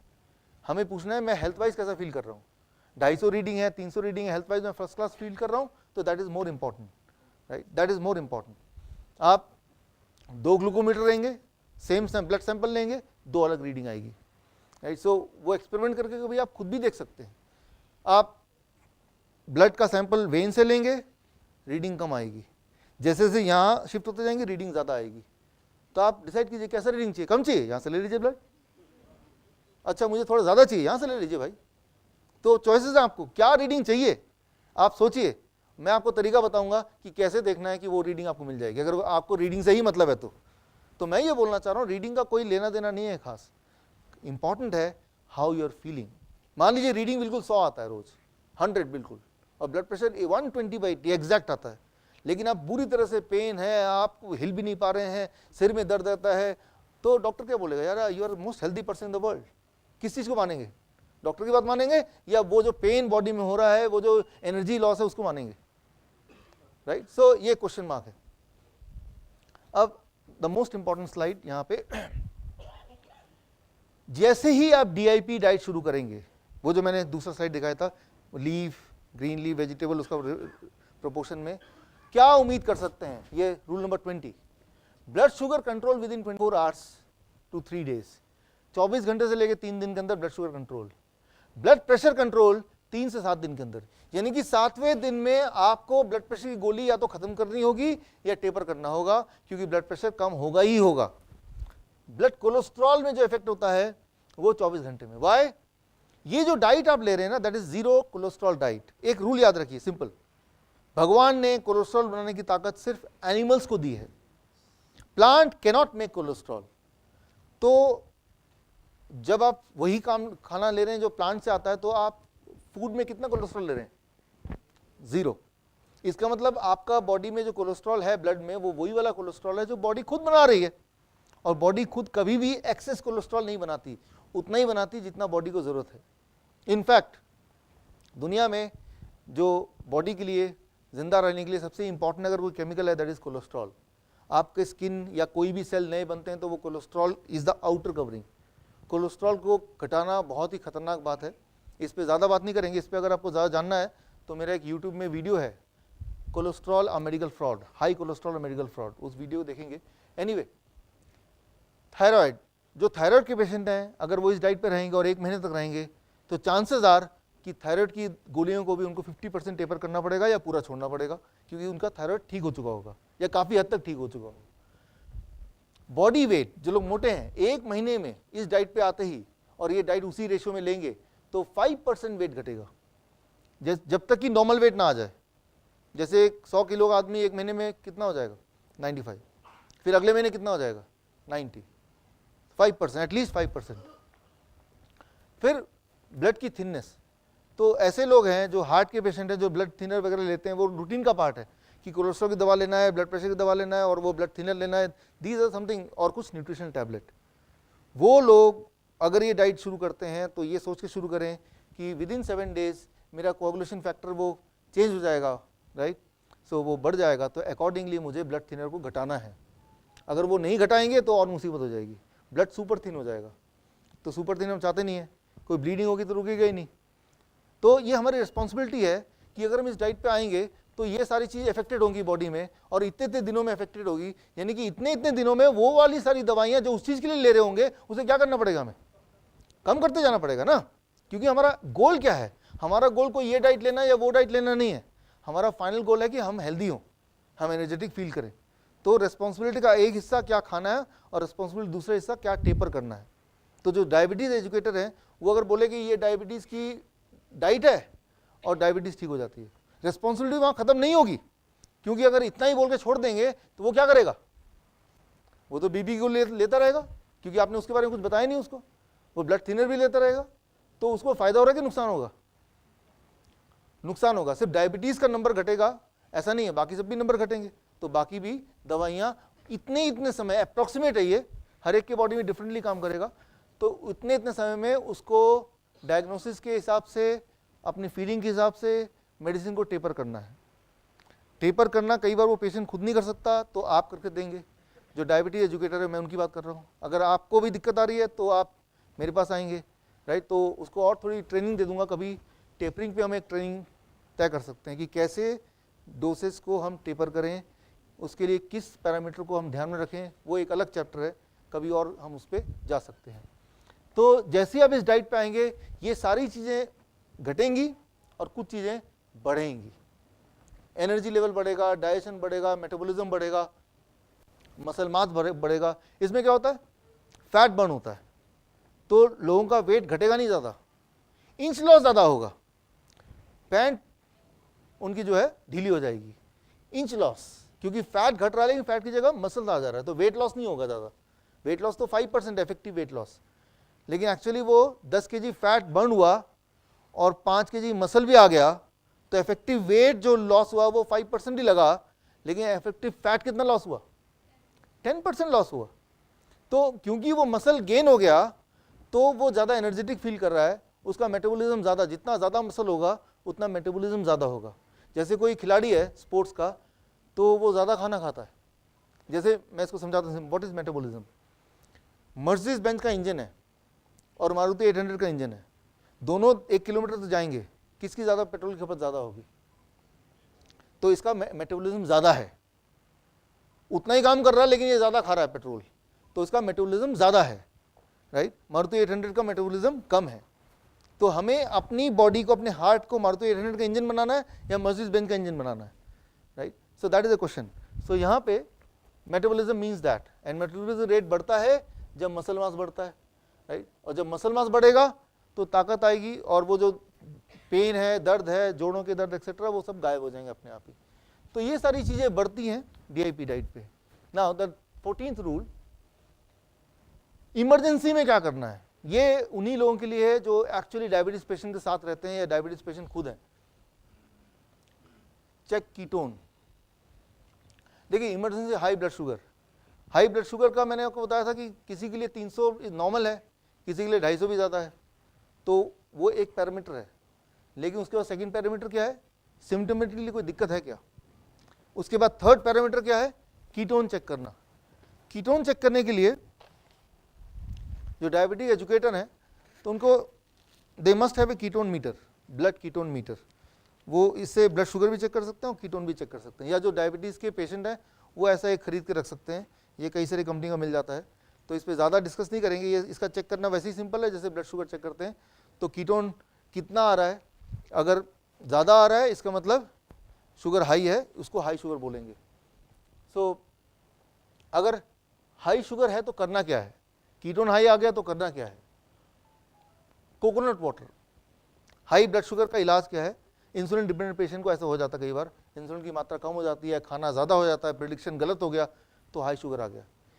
जैसे ही आपको खास तौर पे इंसुलिन डिपेंडेंट पेशेंट है, हाई शुगर आ गया और उसके बॉडी से पता चल रहा है, उसको पसीने छूट रहे हैं, वो एनर्जी लॉस दिख रहा है, वो एकदम से लग रहा है अभी कभी बेहोश हो सकता है या सकती है, तो आपको क्या करना है, उसको सारे खाना वाना बंद करा के coconut water every 40 minutes. Coconut water क्या करता है, उसके पोटेशियम को बैलेंस करता है। जैसे हाई शुगर होता है, इमरजेंसी मोड में पेशेंट चला जाता है तो उसकी टेंडेंसी होती है उसका पोटेशियम बॉडी से निकलने लगता है, डिप्लीट होता है।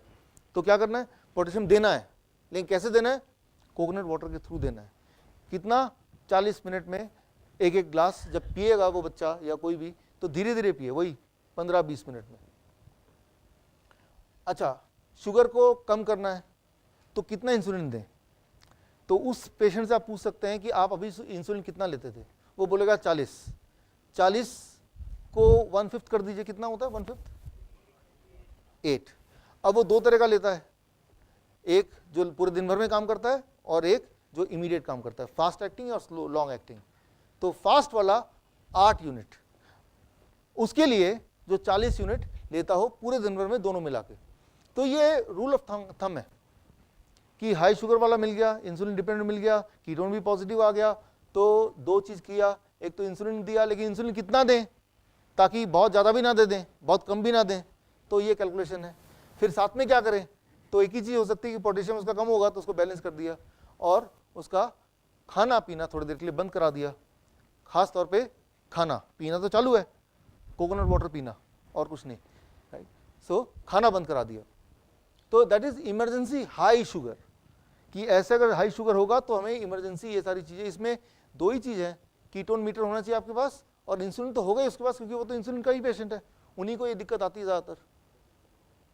दूसरा, अगर लो ब्लड शुगर होगा, ये लो ब्लड शुगर की दिक्कत किसको आएगी, ये भी इंसुलिन वाले पेशेंट को ही आएगी, ठीक है। तो शुगर लेस देन 70 है क्या, और 2-3 बार चेक कर लिया, अगर तब भी 70 से नीचे आ रहा है इसका मतलब 70 से नीचे ही होगा।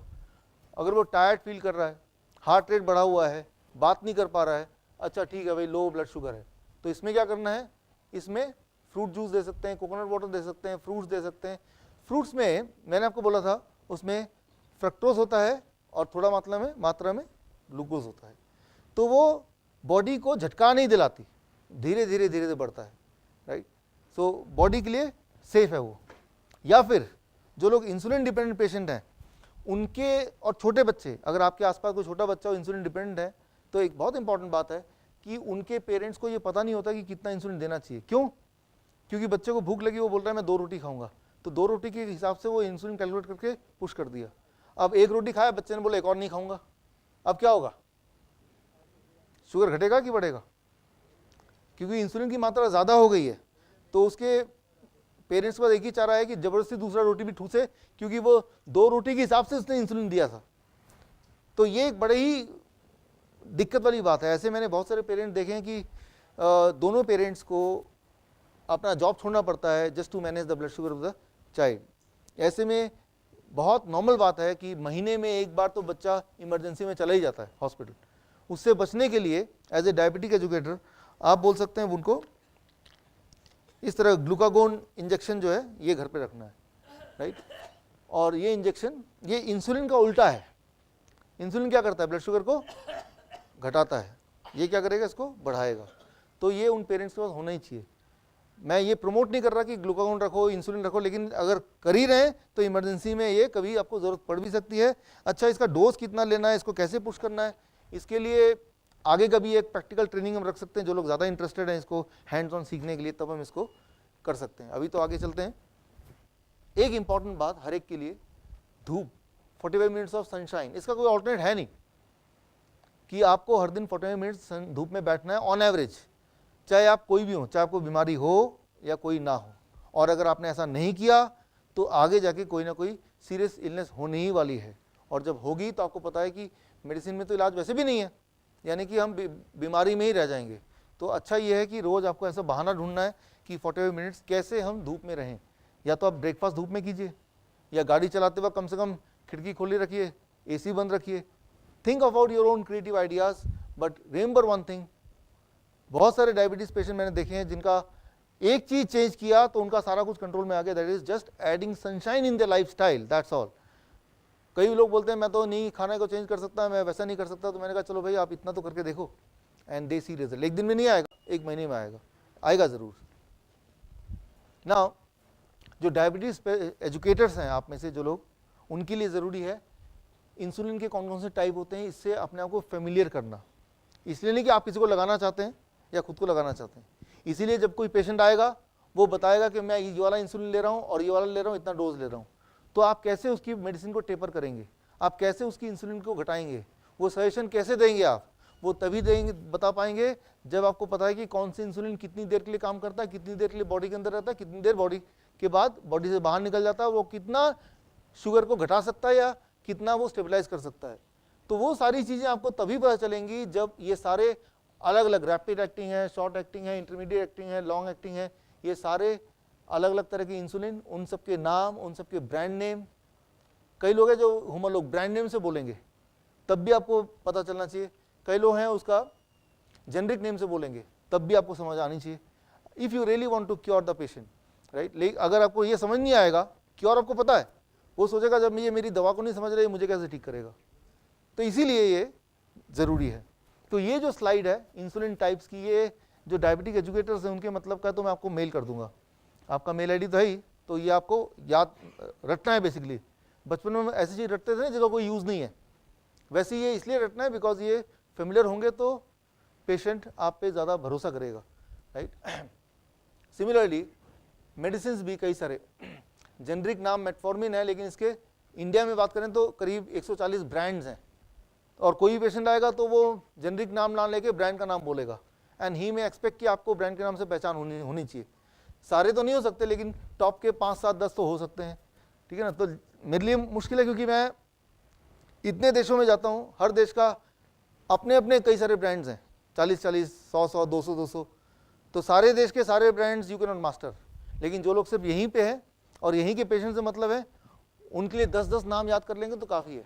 तो खैर ये जो अलग अलग तरह के मेडिसिन हैं उनके ब्रांड नेम्स हैं और जो हमें मेमोराइज करना है इंडियन कॉन्टेक्स्ट में, तो वो ये लंबी चौड़ी लिस्ट है। ये सारी लिस्ट मैं आपको भेज दूंगा जो डायबिटीज एजुकेटर्स हैं, ताकि अपने घर में कंफर्टेबल होके तब इसको आराम से धीरे धीरे फेमिलराइज कर लें। बिल्कुल रटने की ज़रूरत नहीं है, वो दवा देख के आपको याद आ जाएगा कि ये कौन से, ये ब्रांड कौन से वाले जेनरिक नेम के अगेंस्ट है, राइट। ये तो हुई एक बात। दूसरा, जैसे डायबिटीज़ की दवाइयाँ हैं वो बेसिकली 5 अलग टाइप की है। कोई ऐसा है जो इंटेस्टाइन पे काम करता है, कोई ऐसा है सीधे पेनक्रियास पे काम करता है, कोई ऐसा है बॉडी की इंसुलिन रेजिस्टेंस को घटाता है। अलग अलग मेडिसिन का अलग अलग मैकेनिज्म है। कौन सी मेडिसिन का कौन सा मैकेनिज्म है, वो बॉडी से कैसे काम करता है, वो अगर मैकेनिज्म को पता करना जो ज़रूरी है आपके लिए एज ए डायबिटिक एजुकेटर, तो आप मेरे यूट्यूब चैनल में जाएंगे, डॉक्टर विशु बड़ा चौधरी, उसमें एक वीडियो है पिज़्ज़ा टू क्योर डायबिटीज़, नाम ऐसे ही रख दिया था, लेकिन इस वीडियो में जब देखेंगे उसका एक सेक्शन है कौन सी मेडिसिन का क्या मैकेनिज्म है और वो कैसे हम याद रखें। तो ये डायबिटीज़ एजुकेटर के मतलब की चीज़ है। नॉर्मल हमें इनकी ज़रूरत नहीं पड़ेगी अगर हम अपनी बात करें तो। अब इंसुलिन पंप है ये, आज हमने इंसुलिन पंप के कुछ लोगों को बुलाया था जो डेमो करते, लेकिन वो आ नहीं पाए बिकॉज ऑफ सम रीज़न। लेकिन इंसुलिन पंप से भी as a diabetic educator you have to familiarize yourself. वो 1 लाख से लेकर 4 लाख 5 लाख तक के इंसुलिन पंप आते हैं। कई सारे छोटे बच्चे हैं वो बार बार प्रिक करने से, बार बार इंजेक्शन लगाने से डरते हैं, तो उनके वो इंसुलिन पंप लगा देते हैं। इंसुलिन पंप कितना होता है, वो करीब 25 ग्राम का होता है, वो जैसे पेजर, या फिर वो 100 ग्राम का, जैसे एक सेब से भी हल्का। सो वो छोटा सा इंस्ट्रूमेंट लगा देंगे और उसके अंदर इंसुलिन भर देंगे और उसमें ये पेजर की तरह पूरा कि कितनी देर में कितना इंसुलिन जाना चाहिए, तो वो डिसाइड करके अंदाजे से वो डाल देंगे। सो एनीवे, अगली बार जब मिलेंगे तो इंसुलिन पंप का एक डेमो हम कर देंगे ताकि आप उसको फेमिलाइज कर दे। कोई ऐसा पेशेंट आ जाएगा जो इंसुलिन पंप वाला होगा तो बोलेंगे, आप बोलेंगे ये क्या है, तो उसे बड़ा अजीब लगेगा क्योंकि वो तो रोज ही देखता है सुबह शाम, right. So as a diabetes educator you have to have a knowledge of this also. एक ये नई इंस्ट्रूमेंट है, ये कई बार डॉक्टरों को भी नहीं पता होगा, आपके डॉक्टरों को, लेकिन ये बड़ा इंपॉर्टेंट इंस्ट्रूमेंट है। इसे ये फ्लैश ग्लूकोज मॉनिटरिंग सेंसर है। ये क्या है, ये मैंने भी यूज़ किया था पहले। आपके पूरे दिन भर में जो दिमाग की सोच है आपकी, कई बार आप गुस्से में आते हैं, कई बार आप बहुत खुश होते हैं, कई बार आप नाराज़ हो जाते हैं, कई बार आप सुस्त हो जाते हैं, कई बार आप बहुत खाते हैं, कई बार आप नहीं खाते हैं, कई बार आप धूप में जा रहे हैं ऐसे ही, कई बार आप धूप में नहीं जा पाते हैं। तो कई सारी फैक्टर्स हैं, वो सारे फैक्टर मिला के आपके ब्लड ग्लूकोज को कंट्रोल करते हैं। कोई एक फैक्टर नहीं, खाना एक वन ऑफ द फैक्टर। तो वो घड़ी घड़ी आपका ब्लड शुगर रीडिंग कितनी है, उसका फ्लो क्या है, उसको जानने के लिए एक छोटा सा डिवाइस है। ये इंडिया में 2 साल पहले ही लॉन्च हुआ है और ये कुछ ही देशों में मिलता है। इंडिया में अवेलेबल नहीं है वैसे फ्रीली, केमिस्ट शॉप में नहीं मिलेगा, ये रिस्ट्रिक्टेड है। तो इसके अंदर एक पंच है, वो पंच से यहाँ पे फिट हो जाएगा जैसे आप देख रहे हैं यहाँ पे। और उसके बाद ये स्कैनर है, ये स्कैनर को पास लेके आएंगे तो पूरे दिन भर में आपका जो ब्लड शुगर का फ्लो है वो पूरी रीडिंग आ जाएगी, 1-1 सेकेंड की ऐसे करके आ जाएगा, ठीक है ना। तो वो और 15 दिन का इकट्ठा आ जाएगा। तो आप देखेंगे हैरान होकर, यार उस वक्त का रीडिंग 300 क्यों है, तब यह ध्यान आएगा यार उस वक्त तो मैं किसी से झगड़ा कर रहा था मैं, राइट। तो जो लोग हंस रहे हैं सोच रहे हैं मैं एक बीवी के फिट कर दूंगा जैसी तो उल्टा ना हो जाए, राइट। एक खुद के फिट कर दो, एक उनके फिट कर दो, राइट। तो ध्यान कम से कम ब्लड शुगर के तरफ ही जाएगा, लेकिन कम से कम झगड़े से हटेगा। तो it is a very good device. इससे ये पता चलता है कि इंसान के ब्लड शुगर का फ्लो क्या है और कौन से ऐसे फैक्टर हैं जिससे उसकी शुगर ज़्यादा बढ़ती है, कि एज ए एजुकेटर हम उसके डाइट को चेंज करने, पता चला उसके स्ट्रेस लेवल की वजह से उसका शुगर हाई है। तो ये कैसे पता चलेगा, राइट। इसका प्राइस है 5,000 रुपये और वो जो स्कैनर है जो फिट करते हैं सिर्फ इतना पैच, इसका प्राइस है मेरे ख्याल 1700 या 1800। ये डिवाइस है जो हमेशा के लिए है। ये डिवाइस है जो ये जो पार्ट है ये पेशेंट पे लगेगा और ये 15 दिन के लिए रहेगा, फिर 15 दिन बाद ये वेस्ट हो गया, इसको निकाल के फेंक देंगे, फिर नया लगाएंगे अगर लगाना होगा तो। वैसे तो 15 दिन में सारी बात समझ आ जाती है कि इस पेशेंट का लाइफस्टाइल क्या है, इस पेशेंट में ब्लड शुगर कब कब बढ़ता है, कब कब घटता है, जब सोता है तो ब्लड शुगर फ्लो क्या रहता है। तो ये सारी चीज़ें स्पेशली जो इंसुलिन डिपेंडेंट पेशेंट है उनके लिए ये इंपॉर्टेंट है। एक बार लगा के 15 दिन में उसका ट्रेंड पता चल जाएगा। वो ट्रेंड से हम ज़्यादा अच्छी तरह से उसके लाइफस्टाइल को चेंज कर सकते हैं। या अगर हम खुद पेशेंट है तो हम खुद के लाइफस्टाइल चेंज कर सकते हैं। पता चल गया कि ज़्यादातर मेरा ब्लड शुगर तब बढ़ता है जब मैं स्ट्रेस में होता हूँ, या तब बढ़ता है जब मैं रात को नहीं सोता हूँ, या कि किस दिन कम नींद आती सोने को मिलता है, या जब डिस्टर्ब स्लीप रहती है। तो कई सारे ऐसे फैक्टर हैं जो कि दिख नहीं सकते आंखों से, लेकिन वो शुगर को इफेक्ट कर रही है। हम देख क्या सकते हैं, हम दवा को देख सकते हैं, हम फूड को देख सकते हैं, कुछ एक चीज़ों को देख सकते हैं, लेकिन हो सकता है जो इनविजिबल और चीज़ें हैं जो कारण बना हो वो कैसे पता चलेगा। So that is one device which can help you, right. So बाहर से स्टिक एक जैसे टैटू की तरह लग जाएगा, ये ऐसे शर्ट के ऊपर तो पता भी नहीं चलेगा, ऐसे छुएंगे तो पता चलेगा, but it will like a tattoo, it will fit, right. बाहर से स्टिक हो जाएगा, फिर नहा सकते हैं, जो मर्जी कर सकते हैं, एयरपोर्ट में जा सकते हैं, anything you can do with this, right. So ये वैसे भी इंटरेस्टिंग है for just to know about कि मेरे बॉडी में क्या क्या फ़र्क होता है जब मैं किसी भी अलग अलग सिचुएशन में होता हूँ, राइट। सो इसके बारे में बात करेंगे आगे। अब देखिए यहाँ एक इम्पॉर्टेंट बात सबके लिए, क्योंकि हम में से ज़्यादातर लोग कोई ना कोई मेडिसिन, कोई ना कोई सप्लीमेंट लेते ही लेते हैं एज ए नॉर्मल रूटीन में, मोस्ट ऑफ अस। सो कुछ दवाइयाँ ऐसी होती हैं जो ब्लड शुगर को घटाती हैं, जैसे जिनकी लिस्ट ये है, एस्पिरिन है, बीटा ब्लॉकर है, एस इनहिबिटर है, कैल्शियम चैनल ब्लॉकर है, कैल्शियम सप्लीमेंट्स हैं, राइट। सो कई सारी दवाइयाँ ऐसी हैं जो लेंगे तो ब्लड शुगर भी घटेगा। एट द सेम टाइम कई सारी दवाइयाँ ऐसी हैं जो लेंगे तो, जैसे ब्लड प्रेशर के लिए डायबिटिक्स लिया आपने, लेकिन ये ब्लड शुगर को बढ़ा दिया, राइट। सो हार्ट की दवा ब्लड शुगर को बढ़ा दिया। कफ एंड कोल्ड जब होता है, जो थायराइड की दवा लेते हैं, तो ये कफ एंड कोल्ड के लिए लिया, लेकिन ये ब्लड शुगर को बढ़ा रहा है। तो कई बार कुछ पेशेंट बोलते हैं कि मैं तो आपका डाइट ले रहा हूँ, लेकिन आज का बढ़ा क्यों आया, राइट। तो पता चला कि उसको जुकाम हो गया था और उसने दवा ले ली। तो जस्ट टू रिलेट, राइट, तो आप सोचेंगे डाइट तो सेम ही ले रहा है, तो क्यों इसका शुगर इतना बढ़ के आ गया। तो तब पहली चीज़ की कोई नई दवा तो नहीं ले रहे हैं, फीवर की दवा तो नहीं ले रहे हैं आप, कफ कोल्ड की दवा तो नहीं ले रहे हैं, कोई सप्लीमेंट तो नहीं ले रहे हैं, या अगर रेगुलर बेसिस पे ले रहे हैं तो फर्क पड़ेगा। लेकिन एक इंपॉर्टेंट बात है, चाहे ये दवा बढ़ाए या ब्लड शुगर घटाए, लॉन्ग रन में सारी की सारी दवाइयों का एक ही कंक्लूजन है कि वो ब्लड शुगर को अल्टीमेटली बढ़ाता है, घटाने के बाद फिर थोड़ा बढ़ाएगा, अल्टीमेटली आपका ब्लड शुगर हाई रहेगा because of the damage caused by these medicine. So कोई भी मेडिसिन पे कोई भी इंसान कुछ सालों तक रहेगा तो फाइनली वो डायबिटीज पेशेंट तो बन ही जाएगा। सो that is the crux of this, right. So rule number 22, जब भी फीवर होगा, याद रखिए फीवर में हमारा ब्लड शुगर 50 से 100 तक बढ़ेगा ही बढ़ेगा, चाहे डायबिटिक पेशेंट हो या ना हो। तो ज़्यादातर जो पेशेंट हैं वो डायबिटीज़ डायग्नोस कब होता है, खासतौर छोटे बच्चे जब वो फीवर से गुजरते हैं, उस दौरान आप डॉक्टर पर ले जाइए, आप यहाँ पेशेंट ले जाइए, मेट्रो पर ले जाइए, भाई फीवर के लिए आया, वो क्या करेंगे सबसे पहले, सारा काम छोड़ के पहले इनका ब्लड शुगर चेक करो। वो तो बढ़ के आना ही है क्योंकि फीवर में ऐसा होता ही है, लेकिन जैसे ही बढ़ के आया तो क्या बोलेगा वो, देखो जी ये तो डायबिटीज़ पेशेंट, पहले तुमने डायबिटीज़ का इलाज कराओ, इंसुलिन पे रखो, और मतलब एक प्रोटोकॉल शुरू हो गया, ध्यान कहीं और भड़का दिया। फीवर तो अपने टाइम पे कम होना ही है, लेकिन साथ में जो घर लेके आए वो क्या हुआ, the child has gone as a patient of fever, but when he came back what happened, he became a permanent diabetes patient. तो ये हमें याद रखना है कि जब भी इन्फेक्शन होगा, फीवर होगा, इवन जख्म होगा, उस दौरान हमारे ब्लड का, बॉडी का जो ब्लड शुगर है वो बढ़ेगा ही बढ़ेगा। That is how the body works. वो कोई अजीब बात नहीं है। और जब फीवर चला जाएगा वो घट जाएगा, लेकिन उसमें पैनिक हो के हम इंसुलिन लेने लगे, उसको हम डायबिटीज़ घोषित कर दें, that is something which is wrong. अब उम्र, जैसे जैसे उम्र बढ़ती है वैसे वैसे शुगर भी की हाई रहने की टेंडेंसी थोड़ी बढ़ती है। जैसे उम्र के साथ बाल सफ़ेद होते हैं वो कोई बीमारी नहीं है, वो नेचुरल चीज़ है, वो क्योंकि यूनिवर्सल है, वो सभी के साथ होता है। सिमिलरली उम्र के साथ थोड़ा थोड़ा शुगर भी बढ़ता रहता है, हर एक का शुगर का थ्रेशोल्ड बढ़ता रहता है, जैसे ब्लड प्रेशर का थ्रेशोल्ड बढ़ता रहता है। कोई 60 साल का इंसान होगा तो उसका नॉर्मली ब्लड प्रेशर अगर 160/100 भी है तो भी नॉर्मल है वो, कि उम्र के साथ साथ ब्लड प्रेशर और ब्लड शुगर का जो थ्रेशोल्ड है इंसान का वो सेम नहीं रहता है, इट इंक्रीजेस, राइट। सो 20 साल के बच्चे का 120/80 होगा तो 60 साल के आदमी का, उसी आदमी का जब 60 साल का हो जाएगा, नॉर्मल ट्रेंड है कि 160/100 पे पहुंचेगा ही पहुंचेगा। ठीक उसी तरह से जैसे 20 साल के बच्चे का वो काले बाल हैं, तो जब वो 60 साल का हो जाएगा तब भी वैसे काले बाल नहीं हो सकते उसके, हैं तो अलग बात है, बट होंगे नहीं normally. So that should not be categorized as a disease. सर्दियों में ब्लड शुगर बढ़ जाता है 10%, 20%।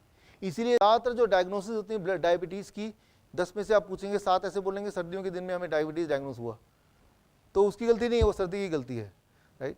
तो सर्दी के दिन में डायबिटीज़ की डॉक्टर का बिजनेस बढ़ जाता है, क्योंकि वो ये जो फैक्टर है वो डायबिटीज नाम नहीं देना चाहिए। वो सर्दी में बॉडी की टेंडेंसी सभी की होती है, चाहे वो कितना भी हेल्दी है, शुगर थोड़ा बढ़ के रखता है बॉडी। जैसे सर्दी के दिनों में हम कपड़े थोड़ा ज़्यादा पहन लेते हैं, ठीक उसी तरह से body decide to keep higher sugar in the winter season. That should not be called a diabetes as a diabetes. एक इंटरेस्टिंग बात, एंटी डिप्रेशन कोई अगर लेता है तो याद रखिए वो कुछ दिनों में डायबिटीज का पेशेंट बनने वाला है। Anybody who is taking anti depressant, कोई भी एंटी डिप्रेसेंट लेगा तो anti depressant it decreases the blood sugar homeostasis, और कुछ दिनों बाद वो डायबिटीज का पेशेंट बन जाएगा। मैं एक्सपेरिमेंट करके दिखाता हूँ आपके पास। ये खाली है, ये वाला कोई, ये वाला खाली है, इस तरफ वाला वो, हाँ या आई वांट दैट, यूजली चाहिए।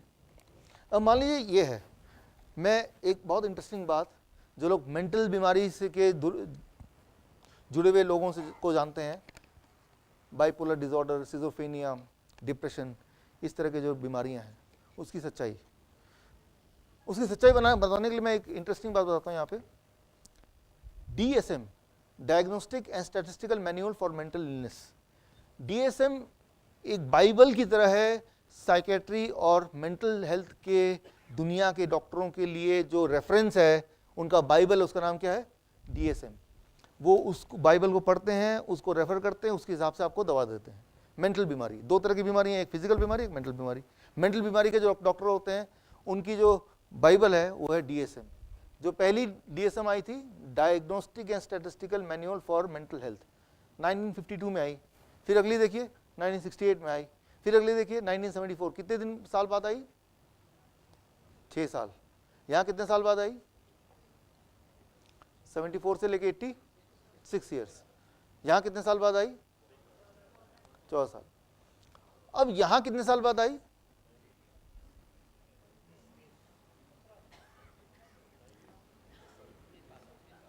19 साल, 19 ईयर्स।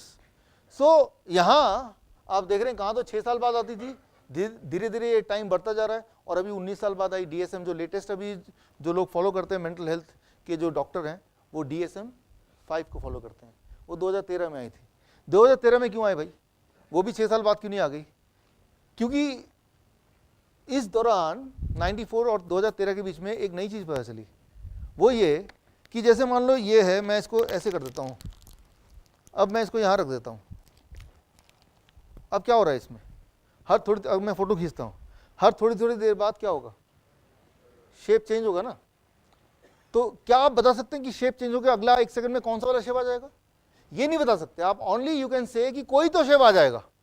आप ये बता सकते हैं शेप चेंज जरूर होगा, और ये भी बता सकते हैं कोई और शेप आ जाएगा, बट कौन सा शेप आएगा ये नहीं बता सकते। That is not known. But one thing is known कि ये वाला शेप नहीं रहने वाला जो अब पिछले 1 सेकंड में था। अगले 2 सेकंड में it is something else, next 2 second it is something else. Similarly ये देखा गया जब जेनेटिक कोडिंग करके पहचाना गया कि ब्रेन के डिसऑर्डर के जो सो कॉल्ड पेशेंट्स हैं, सो कॉल्ड इसलिए बोल रहा हूँ कि ब्रेन के डिसऑर्डर के पेशेंट है भी कि नहीं, वो भी एक क्वेश्चन मार्क है। चलो मान ले हैं कि एक पेशेंट को डायग्नोस किया गया कि आप तो सिजोफ्रेनिया के पेशेंट हैं, उस हिसाब से उसको दवा तय की गई, और जैसे ही वो पेशेंट दवा लेके बाहर निकला तब तक ब्रेन के सेल्स भी जो इल सेल्स हैं वो इसकी तरह हैं, वो बदल गए, वो बन गया बाइपोलर डिसऑर्डर का पेशेंट। राइट? वो दवा कौन से ले रहा है? सिजोफ्रेनिया की दवा ले रहा है। राइट? फिर अगले 1 महीने बाद जब दोबारा अपॉइंटमेंट था, डॉक्टर के चैम्बर में बैठा है, तब वो बन गया डिप्रेशन का पेशेंट, क्योंकि बदलता जा रहा है ना। ठीक उसी तरह ही ब्रेन का जो डिसऑर्डर होता है वो एक नहीं रहता है जिंदगी भर, हर थोड़ी थोड़ी देर बाद it become something else, something else, something else. आप किसी भी चीज का इलाज तभी कर सकते हैं जब वो बीमारी फिक्स्ड रहे। राइट? आप मलेरिया का डायग्नोस किया, जब तक दवा दे रहे तो डेंगू बन गया, अब दवा खा ही लिया तो वो H1N1 बन गया, तो दवा किसी की देंगे आप? राइट? तो ये एक नई डिस्कवरी हुई बिटवीन 94 टू 2013, और DSM का मतलब यह है कि इस दौरान जो भी डिस्कवरी होगी दिमाग से जुड़े हुए, वो सारे अगले DSM में आ जाएगा, तभी ना एडवांसमेंट। राइट? अब ये जो न्यूज है अगर अगले DSM में आ जाए तो क्या होगा? सारे जितने साइकेट्रिस्ट हैं, मेंटल हेल्थ डॉक्टर है, वो बेरोजगार हो जाएंगे एक ही दिन में, क्योंकि दवा तो दे नहीं पाएंगे ना, क्योंकि दवा देंगे 10 कदम जाएगा पेशेंट, पता नहीं कौन सी बीमारी हो गया अब उसको। तो यानी कि finally he can not prescribe medicine. इसका मतलब जो उसने पढ़ाई की थी अब तक, वो सारी पढ़ाई जीरो हो गई। तो ये कश्मकश थी कि ये जो नया डिस्कवरी है जो इतना इंपॉर्टेंट है, क्या डीएसएम में डालें या ना डालें। तो इंडस्ट्री कहती है मेडिकल इंडस्ट्री मत डालो, इंडस्ट्री सारी ठप हो जाएगी, लेकिन मेडिकल साइंस कहती है साइंस है डालो। तो वो लड़ाई झगड़े में जीत किसकी होती है हमेशा, वो तो पता ही है आपको, जिसका ज़्यादा पैसा उसको जीत हो जाती है कि वही छाप सकता है, राइट। तो फाइनली अभी DSM-5 आते आते झगड़ा हुआ, फिर वो चीज़ हटा ली गई इसमें से, वो इसमें डाला नहीं, नाउ इट हैज़ कम। मैं ये बोलना चाह रहा हूँ इसमें, ये स्टोरी मैं इसलिए बता रहा हूँ कि मेंटल डिजीज़ की जो दवाइयाँ हैं वो खाने के बाद क्या होगा आपके साथ, वो सिर्फ भगवान जानता है। क्योंकि मेंटल डिजीज़ की दवाइयों का सबसे बड़ी दिक्कत क्या है कि वो एनिमल पे टेस्ट नहीं किया जा सकता। एनिमल को मेंटल डिजीज होती नहीं है, वो सीधे इंसान को दिया जाता है, और ऊपर से इंसान को दे रहे, तो आप पता चला वो जब दे रहे हैं तब कुछ और निकल रहा है, जब वो ले रहा है उस दवा को तब वो कुछ और बन चुका ऑलरेडी। तो मैं ये बोलना चाह रहा हूं कि मेंटल डिजीज की जो दवाइयां हैं उसका ना कोई सिर ना कोई पैर, हो ही नहीं सकता, इट कैनॉट बी टेस्टेड। वो पहली बार टेस्ट हो रहा है आपके ऊपर, कि आपका बॉडी से कैसे बिहेव करेगा, राइट। तो वो सिर्फ एक ही चीज कर सकता है, वो है आपका नुकसान, और उनमें से एक चीज है वो आपको शुगर पेशेंट भी बनाता है। कई सारे मैंने देखा है डायबिटीज के patient, they had been taking some kind of depressant anti depressant tablets once upon a time, right, कुछ साल पहले, अब वो डायबिटीज के पेशेंट है, वो कभी कनेक्ट नहीं कर पाएंगे, वो तब मैंने ये लिया था तो आज ये हो गया, वो कनेक्ट करेंगे नहीं, राइट। सो मेंटल डिजीज में दवाइयाँ अगर फायदा नहीं भी करती, नुकसान, राइट, नुकसान ना करती, तब भी मैं कुछ नहीं बोलता, लेकिन मैं ये बोलता हूँ कि वो बहुत डीपली नुकसान करती है। उनमें से एक नुकसान है they will convert you into a diabetes patient, दूसरा नुकसान है they can convert you into a cancer patient. But the doctor will never say neither they know, because ऐसी चीज़ों को उस DSM में डालते ही नहीं है, वो सिलेक्टिव चीज़ों को डालते हैं, वो चीज़ें जिनसे उनका बिजनेस, उनका प्रोफेशन स्ट्रांग हो, बॉडी स्ट्रांग हो, वो आगे बढ़े। बॉडी मतलब उनका business body, right, human body नहीं। So this is about the, कई लोग नींद की गोली लेते हैं, नींद नहीं आ रही, नींद की गोली ले ली।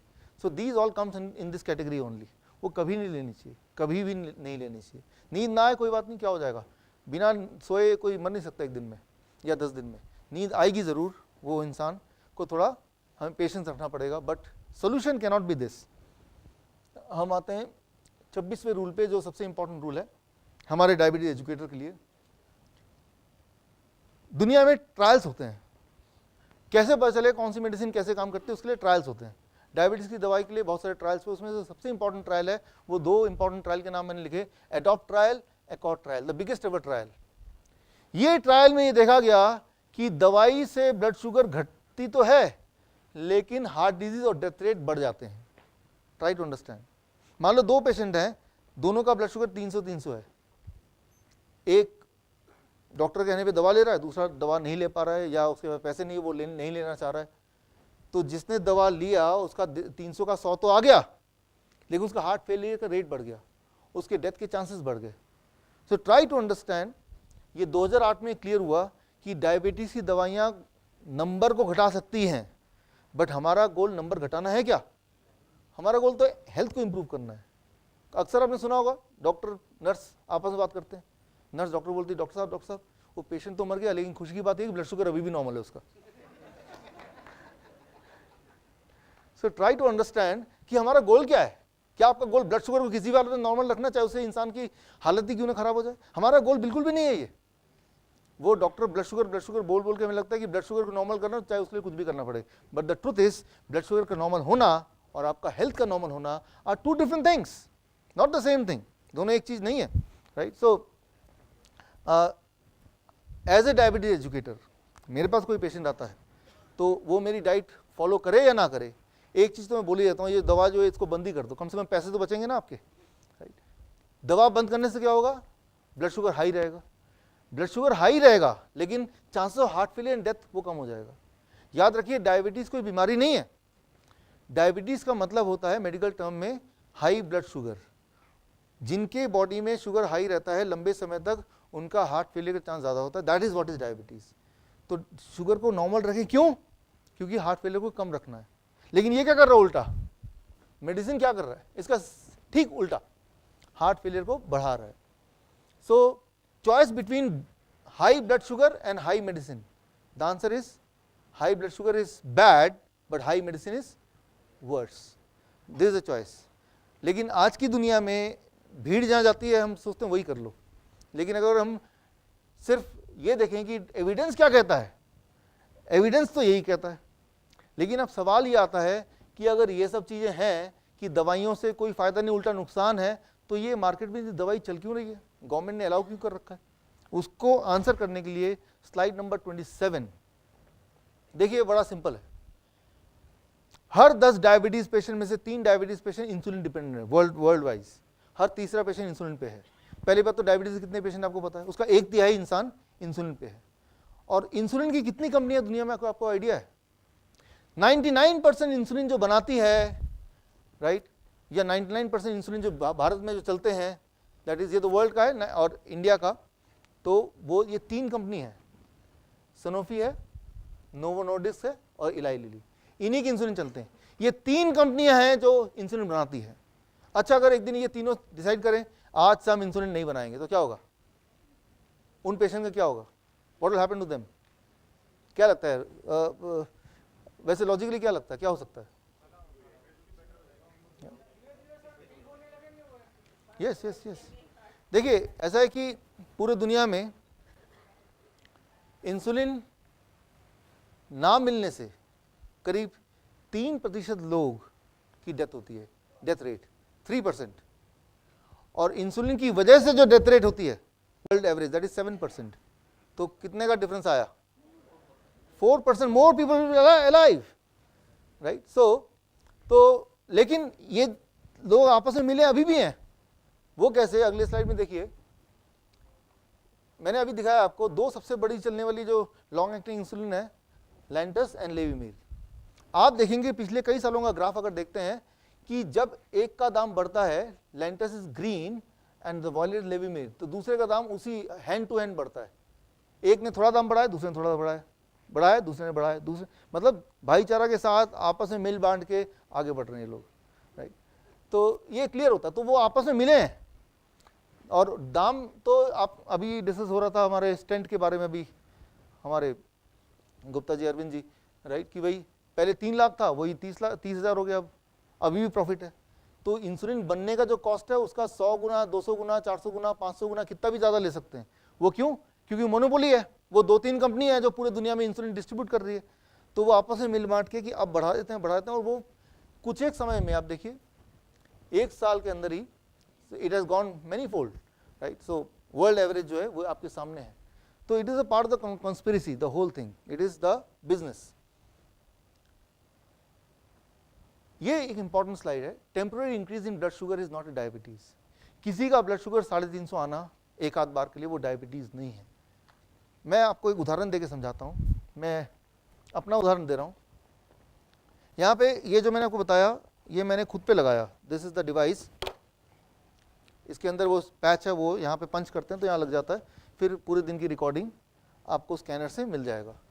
तो मैंने वो लगाया कुछ दिनों के लिए, अपने ऊपर एक्सपेरिमेंटल लगाया यूं ही, और ये मेरा 9 अगस्त का जो ब्लड शुगर है पूरे दिन का वो ये है, लगभग 80 से 140 के बीच में है। फिर एक जगह ये बढ़ा 200 से नीचे अभी भी है, एक जगह और बढ़ा 200 से हल्का सा ऊपर है, फिर नीचे है। 10 अगस्त को पूरे दिन नीचे है, एक बार ये करीब 300 से ऊपर पार कर गया, देख रहे हैं आप। अब 11 अगस्त को बिल्कुल ही नीचे है। तो मैंने सोचा 10 बाद में ये जब मैंने प्रिंट आउट लेके देखा तो देखा कि फिर मैं याद किया 10 अगस्त को इस वक्त मैं कहाँ पे था, क्या कर रहा था, क्या खा रहा था। तो इस वक्त लंदन में भी कॉन्फ्रेंस हुआ था 10 अगस्त को, वहाँ डायबिटीज़ का एक बड़ा कॉन्फ्रेंस, यूरोपियन कॉन्फ्रेंस, वहाँ मुझे भी एज स्पीकर इन्वाइट किया गया। और वहाँ पे जो मैंने भाषण दिया वो तो आप देखा ही मैं किस तरह के भाषण देता हूँ, वो डॉक्टरों को पसंद आएंगे कि नहीं आएंगे वो आप समझ ही रहे हैं। यहाँ तो चलो अपने लोग हैं और यहाँ कोई डॉक्टर है भी नहीं, ठीक है ना। तो वहाँ पे ये भाषण का भी आधा ही हुआ था कि वो सारे जो साइंटिस्ट हैं कुछ तो उठ के चले गए वॉकआउट, कुछ ने बोला या तो ये निकलेगा या तो हम निकलेंगे। मतलब हालत इतनी ख़राब हो गई कि मुझे लगा था ये तो इंटेलेक्चुअल लोग हैं, ये एक भाषा एक लिमिट में रह गई, ये झगड़ा करेंगे भी तो, बट वो लिमिट काफ़ी पार कर दिया, बहुत ज़्यादा स्ट्रेसफुल हो गया मेरे जैसे लोगों के लिए जिनको आदत है स्ट्रेस में भी नॉर्मल रहने की। तो that was the time the sugar was really really high for a time being. So लेकिन इसका मतलब ये नहीं कि मैं डायबिटीज़ पेशेंट बन गया, वो सिचुएशन ऐसी थी। जैसे फॉर एग्जांपल अभी अगर यहाँ सांप आ जाए तो क्या होगा, एकदम से आप ऐसे उछलेंगे, आपका ब्लड प्रेशर को अभी चेक करेगा तो निकलेगा 200/100, तो देखो यार आप तो ब्लड प्रेशर के पेशेंट हैं। It is not like that, वो तो एक सिचुएशन है, बॉडी ने रिएक्ट किया, टेम्पररी बढ़ा। खैर उसका निष्कर्ष क्या था वो तो समझ ही गए आप, कि मुझे उठा के बाहर फेंक दिया गया। तो वो जो अगले दिन का कॉन्फ्रेंस है तो वो भी मुझे हटा दिया कि भाई आप अलाउड ही नहीं अगले दिन। तो अगले दिन मैंने कहा अब लंदन में आ गया हूँ तो करूँ क्या मैं, तो ये देखिए ब्लड शुगर नॉर्मल है। मैंने फिर याद किया मैंने किया क्या, उस दिन मैंने जम के शॉपिंग की। तो एक नया रूल निकलता है, ब्लड शुगर नॉर्मल रखना तो आप शॉपिंग कीजिए, राइट। ओके, सो मैं एग्जांपल दे रहा हूं आपको कि भाई कोई भी अगर शुगर नॉर्मल रहता है या एबनॉर्मल रहता है, कारण सिर्फ खाना पीना है ऐसा नहीं है, राइट। उस वक्त आप मेंटली कैसा फील कर रहे हैं वो इंपॉर्टेंट है, आपकी एक्टिविटी क्या है वो इंपॉर्टेंट है। वो एक्टिविटी को मैंने बदल दिया, लेकिन अगर अगले दिन भी जाता कि मैं झगड़ूंगा, मैं लड़ूंगा, कुछ करूंगा, तो हो सकता है अगले दिन भी वो 300 रहता, और ऐसा कुछ दिन तक करता तो बॉडी को आदत पड़ जाती 300 पे रहने की, right. Then I may become eventually a diabetes patient. तो जो सिचुएशन है उससे एस्केप करना और अपने आप को अलग कर लेना, या तो मेंटली या फिजिकली, वहां मेरे लिए पॉसिबल था, फिजिकली अलग करना मेरे पास ऑप्शन नहीं था। लेकिन कई बार एक बॉस है उसको देखते ही वो होता ना ऑफिस में, राइट, सो वो देख के ही डायबिटीज हो जाता है, राइट। तो मतलब ये कि मैं आपको कारण बता रहा हूं कि वहां दवाई या फूड भी कंट्रोल नहीं करेगी टेम्पररीली फूड, लेकिन अल्टीमेटली फूड, क्योंकि कॉज क्या है, वो जो सड़ा हुआ चूहा क्या है यहाँ पे स्ट्रेस, वो सड़ा हुआ चूहा है, उसको तो चूहे को पकड़ना है, बाहर फेंकना है, ओनली देन कुछ हो सकता है, उसके तरीके तो आपको निकालने पड़ेंगे। यहाँ एक इंपॉर्टेंट बात डायबिटीज टाइप 1 पेशेंट के लिए, टाइप 1 और टाइप 2 में फर्क क्या है वो अलग बात है, लेकिन टाइप 1 बच्चों का डायबिटीज को टाइप 1, बड़ों के डायबिटीज को टाइप 2। इसको और मैं थोड़ा सिंपल कर देता हूँ।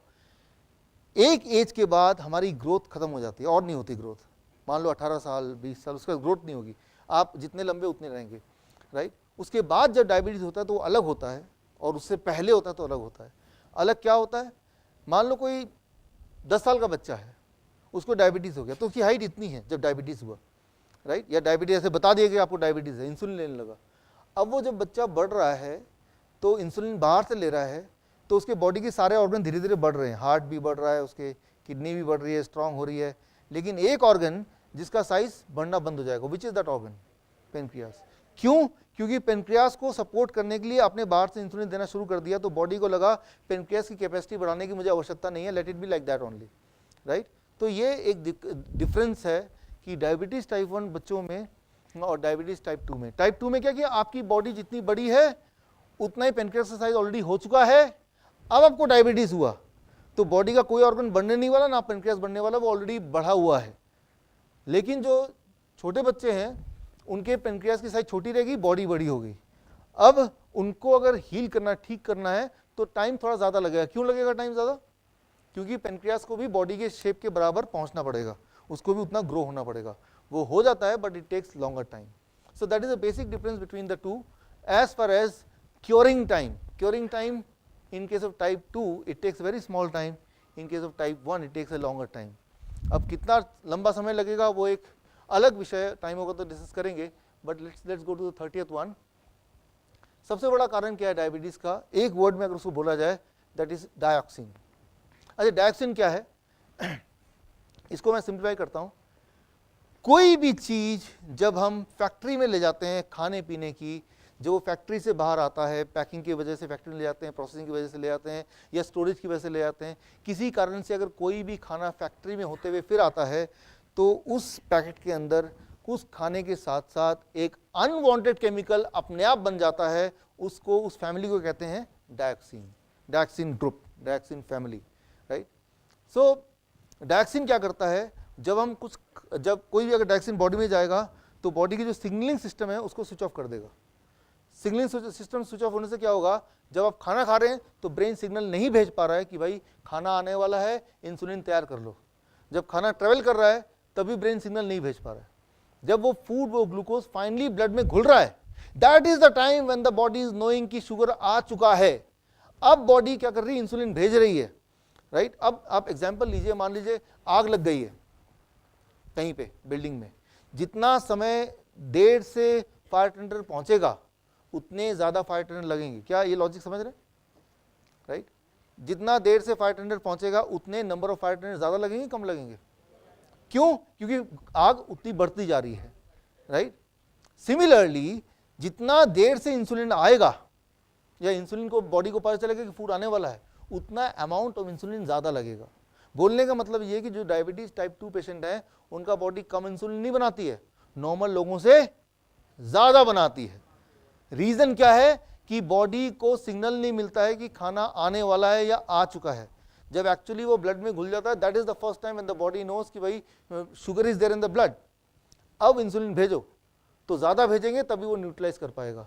तो यहाँ पे दुनिया में जो मोस्ट इंपॉर्टेंट कॉज है दैट इज डायक्सिन। अच्छा, इससे कैसे बचें? उससे बचने का एक ही तरीका है, कोई भी ऐसी चीज़ जो इंडस्ट्री से होकर आपके तक पहुँचती है वो देख लीजिए। कोई भी खाना को उठा के बताइए फैक्ट्री से होके तब पहुंची है या सीधे ही आप तक पहुंच गई है। जितना ज़्यादा डायरेक्ट पहुंचेगी उतना चांसेस कम है कि डायक्सिन कम होगा उसमें। जितना कम होगा डायक्सिन या नहीं होगा उतना ज़्यादा चांसेस है कि सिग्नलिंग सिस्टम की प्रॉपर होगी। और it is not about diabetes, cancer, कभी और बात करेंगे इस पर। कैंसर का भी जो नंबर 1 कॉज है failure of signalling system.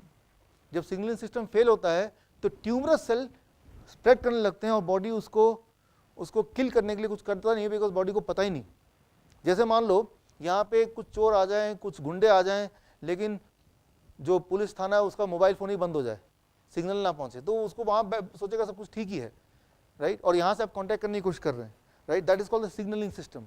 Similarly body में कुछ अटैक करता है तो बॉडी भी इम्यूनिटी को कॉन्टैक्ट करता है सिग्नलिंग सिस्टम के थ्रू। लेकिन जिनके फेल हो जाते हैं तो बॉडी में अटैक होता रहता है और सिग्नलिंग सिस्टम काम नहीं कर रहे हैं, तो फिर वहाँ पे गड़बड़ होती है। और उस फेलियर का मेन कॉज है डायक्सिन। एंड डायक्सिन तो किसी भी इंडस्ट्रियल एक्टिविटी का जो आउटकम होता है उसमें डायक्सिन होता ही है, इनएविटेबल, जानबूझ के नहीं, अनजाने में उसके अंदर एक पार्ट बन जाता है। Now that is also dioxin. सिर्फ डेफिनेशन तो बड़ा सिंपल है, क्या ये भगवान के बनाने के बाद भी इंसान ने बीच में टांग अड़ाई?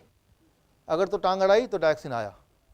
जितना ज़्यादा टांग अड़ाया उतना ज़्यादा डायक्सिन आया, राइट? तो आपको खाना ही है, खाना तो वो वाला खाना खाइए जिसमें कम टांग अड़ाया हो, बीच का रास्ता, राइट?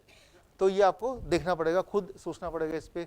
और ये आखिरी नियम कि इन सब के बावजूद भी ये डायबिटीज़ एजुकेटर के लिए है कि वो पेशेंट आके बोलेगा मैंने सब कुछ करके देखा, ऐसा भी कर लिया वैसा भी कर लिया, तो फिर भी ठीक नहीं हो रहा, बताओ जेन्युइन लग भी रहा आपको कि ठीक नहीं हो रहा, क्यों नहीं हो रहा? ऐसा 500 में से एक पेशेंट मिलेगा आपको, राइट?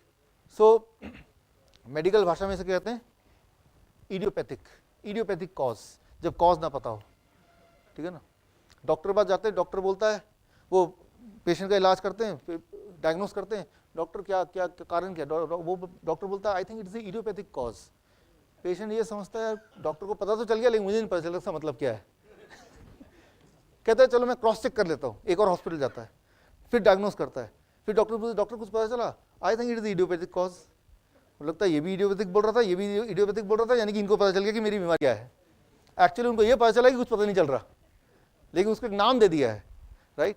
फिर अगर कोई ऐसा पेशेंट आता है, डायबिटीज एजुकेटर के लिए बोल रहा हूँ, कि आपने पूरा भरपूर कोशिश कर लिया लेकिन फिर भी वो आता है 3 महीने बाद, डॉक्टर साहब कुछ फायदा नहीं हुआ, तो आपको एक ही लाइन बोलना है, I think it is idiopathic cause. So thank you friends, thank you.